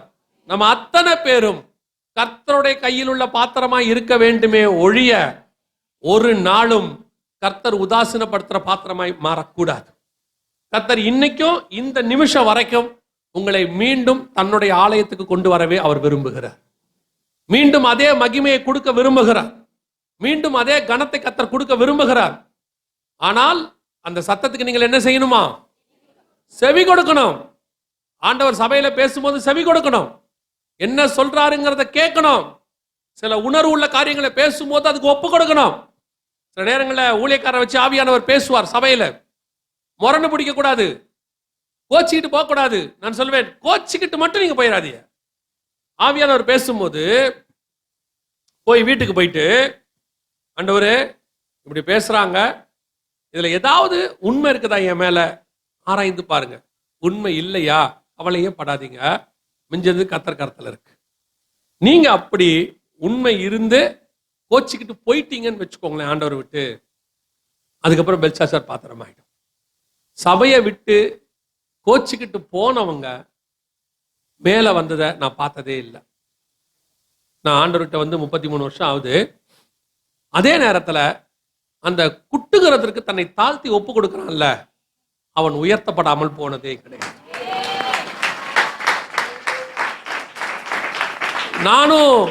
நானும் சகோதரனும் ஒரே போதகர்கிட்ட தான் வளர்ந்தோம். எங்க போதகர்லாம் வந்து கண்டிப்பா பாஸ்டர் மாதிரி ரொம்ப அன்பாலாம் பேச மாட்டார். என்ன பாக்குறீங்க நீங்க? அவர் செய்தியை கேட்டது இல்லையன்றீங்களா? எங்க பாஸ்டர்லாம் பயங்கரம். நான் சொல்றது 1990 செய்தியே பயங்கரமா இருக்கும். அவனே இவனே தான். ஒருத்தர் என்ன கேட்டாரு, நீங்க ஏன் செய்தியில அவனே இவனேன்னு பேசுறீங்க அப்படின்னாரு. நான் வளர்ந்த இடம் அப்படி. என் ஆவிக்குரிய தகப்பன் அப்படித்தான் பேசி பேசி அவருக்கு கீழே இப்படி உட்காந்து 12 வருஷமா இப்படி பார்த்து பார்த்து பார்த்து பார்த்து பார்த்து நம்ம வாயிலையும் அப்படித்தான் வருது. ஒரு நாள் எங்க பாஸ்டர் கேட்டாங்க, நீங்க ஏன் எல்லாம் அவனே இவனேன்றீங்க, பின்ன மோசையே நீ அவன் இவன் தானே சொல்ற படான்ட்டாரு. அவ்வளவுதான், வேலை முடிச்சு. எங்க பாஸ்டர் தூத்துக்குடிக்காரரு, கொஞ்சம் கோவக்காரரு. ஒரு நாள் எங்க பாஸ்டரை பத்தி தெரியுதுக்காக சொல்றவங்களுக்கு, அவர்கிட்ட இருந்து வந்திருக்கிறேன்ல, அதுல கொஞ்சம் சாயல் இருக்கத்தானே செய்யும். எந்த ஊழியக்காரண்ட வளர்ந்தோம் அந்த சாயல் இருக்கத்தானே செய்யும்.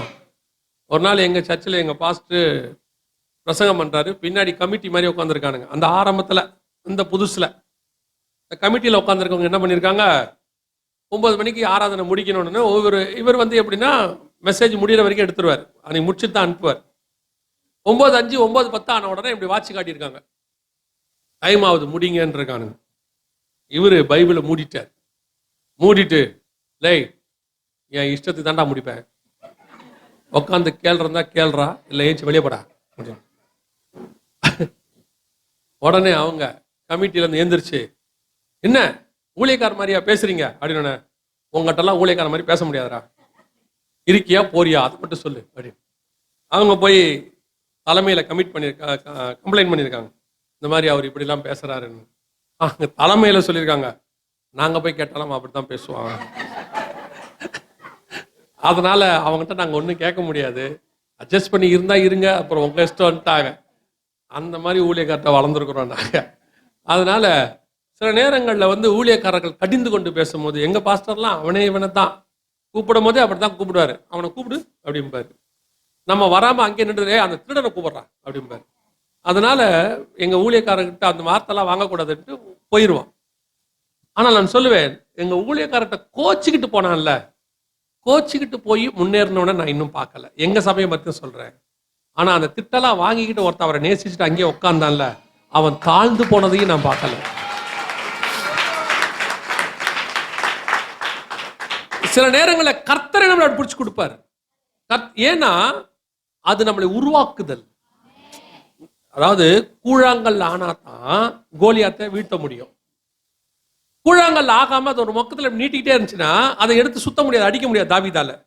சோ சுத்தி அடிக்கிறதுக்கு அந்த கல் என்னவா மாறணும், எல்லா பக்கமும் இருக்கிற ஷார்ப் கார்னரை உடைக்கணும். அந்த உடைக்கிறதுக்கு வேற எங்கேயுமே இல்லை, ஆவியானவர் சர்ச்சில் வச்சுதான் செய்வார். எல்லாத்தையும் உடைப்பார். வீட்டில் பார்த்தீங்கன்னா நமக்கு காபி போட்டது கையில கொடுப்பாங்க, இங்க வந்த உடனே அந்த பாயை போடுங்கம்பாங்க. என்னது நான் பாய் போடுவா, பின்ன பரலோகத்துல தூத்து நான் போடுவேன், நீ தான் போடணும். நடக்கிற சம்பவம் இருக்கும். திடீர்னு போய் எங்க சர்ச்சில் சொல்லுவாங்க, கீழே எல்லாரும் செருப்பு எடுக்கிற இடத்துக்கு போட்டு விட்டுருவாங்க, எல்லாரும் செருப்பையும் அடுக்கி வைக்கணும். வந்து விடுவாங்க, எல்லாம் கொடுக்கும்போது வாங்கி வைக்கணும், டோக்கன் போட்டு கொடுக்கணும்.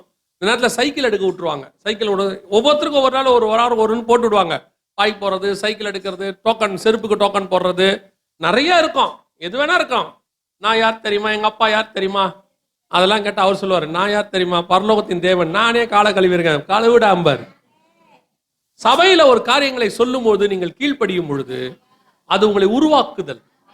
என்கிட்ட ஒரு ஊழியக்கார தம்பி இருந்தாப்புல, நானும் அவரும் போயிட்டு இருக்கும்போது இன்னொரு ஊழியக்காரர் வந்தார், மிஷினரி. வந்த உடனே அந்த கூட இருந்த தம்பி தான் கார் ஓட்டிக்கிட்டு இருந்தாப்புல. அவரை பார்த்து இவர் கேட்டாரு, தம்பி காரை கழுவ அப்படின்னு கேட்டார். உடனே நான் சொன்னேன், இல்லை நம்ம வாஷிங் சென்டர் சர்வீஸ் சென்டரில் விட்டுருவோம் அப்படின்னு. உடனே அவர் சொன்னாப்புல, சர்வீஸ் சென்டரா, தான் இவனை கழுவு சொல்லுங்கன்னாரு. அவன் இன்ஜினியரிங் ஸ்டூடெண்ட்டு, நான் அவனை அப்படிதான் பார்க்குறேன். உடனே நான் சொன்னேன், இல்லை தம்பி நல்லா ஓட்டுவாப்புல பாஸ்டர் தம்பி, அப்புறம் எங்களை இறக்கி விட்டு இந்த காலை கழுவிருப்பான் அப்படின்னாரு.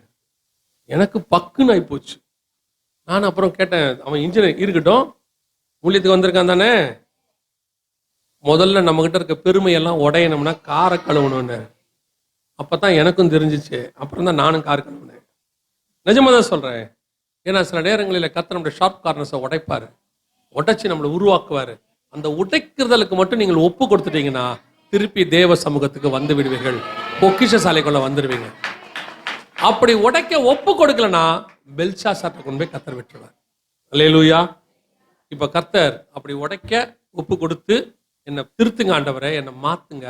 ஆமா நான் பாவிதான். நான் சொல்லுவேன், சவுலுக்கும் தாவீதுக்கும் உள்ள வித்தியாசம் என்னன்னா, சவுலுக்கிட்ட போய் கடிந்து கொள்றத சொன்ன உடனே, என்னையே அப்படி சொன்னீங்க, நான் அந்த ஆடு மாடெல்லாம் எந்த இல்லை, இன்னொருத்த மேல பழிய போட்டான்ல, அவன் திருந்தல. தாவீது, நானே அந்த மனுஷன். உடனடியாக என்ன ஆச்சு? திருந்திட்டான். அவன் ராஜ்யபாரம் நிலை பெற்றது. ஒருவேளை நீங்கள் கர்த்தருடைய சத்தத்துக்கு செவி சாய்ப்பீரானால் இந்த வசனத்தை வாசியுங்கள். நான் முடிக்க விரும்புகிறேன். எஸ்ராவின் புஸ்தகம் 1ஆம் அதிகாரம் 7வது வசனம் வாசிங்க. எஸ்ரா 1:7 வாசி.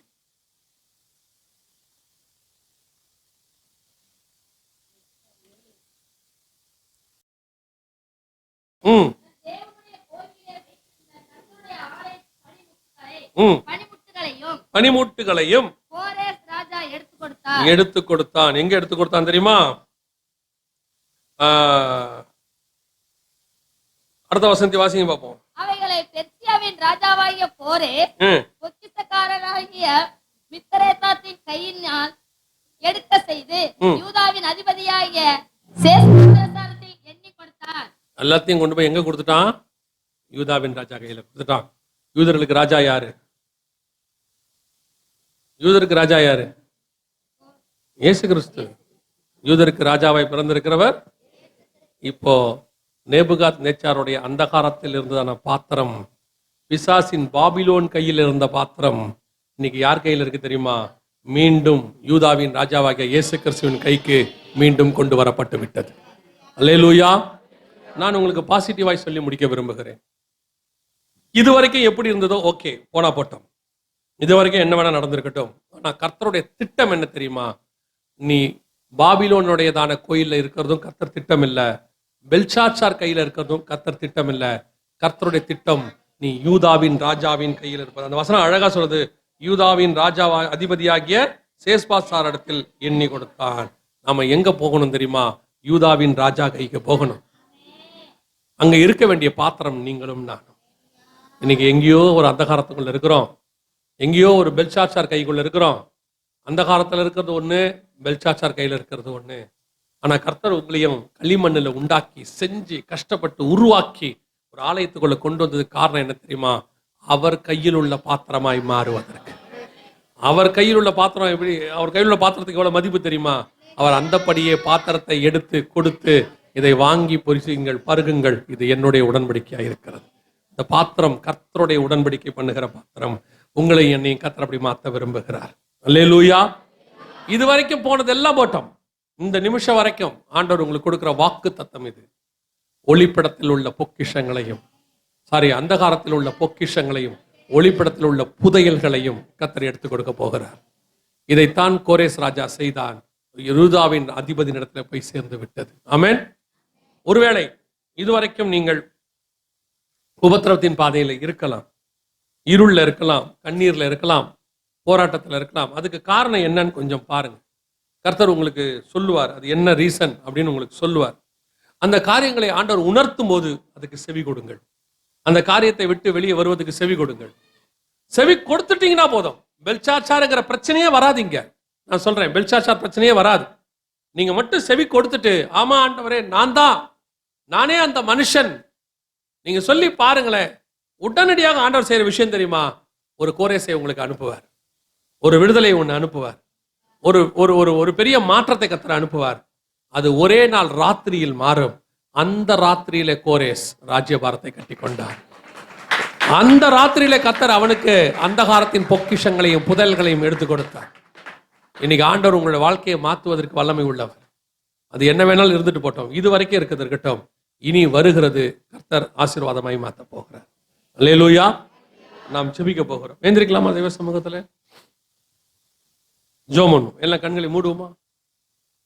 ஆண்டவரை நோக்கி இந்த 2 இடத்துல நீங்க எங்க இருக்கீங்கன்னு பாருங்க. ஒருவேளை நீங்கள் இன்னும் கர்த்தருடைய ஆலயத்துல கர்த்தர் கரத்துல இருக்கீங்கன்னா சந்தோஷம். இல்ல ஆண்டவர் என்ன ஆசீர்வாதமா வச்சிருக்கிறாரு, பிரைஸ் தி லார்ட், ஹல்லேலூயா.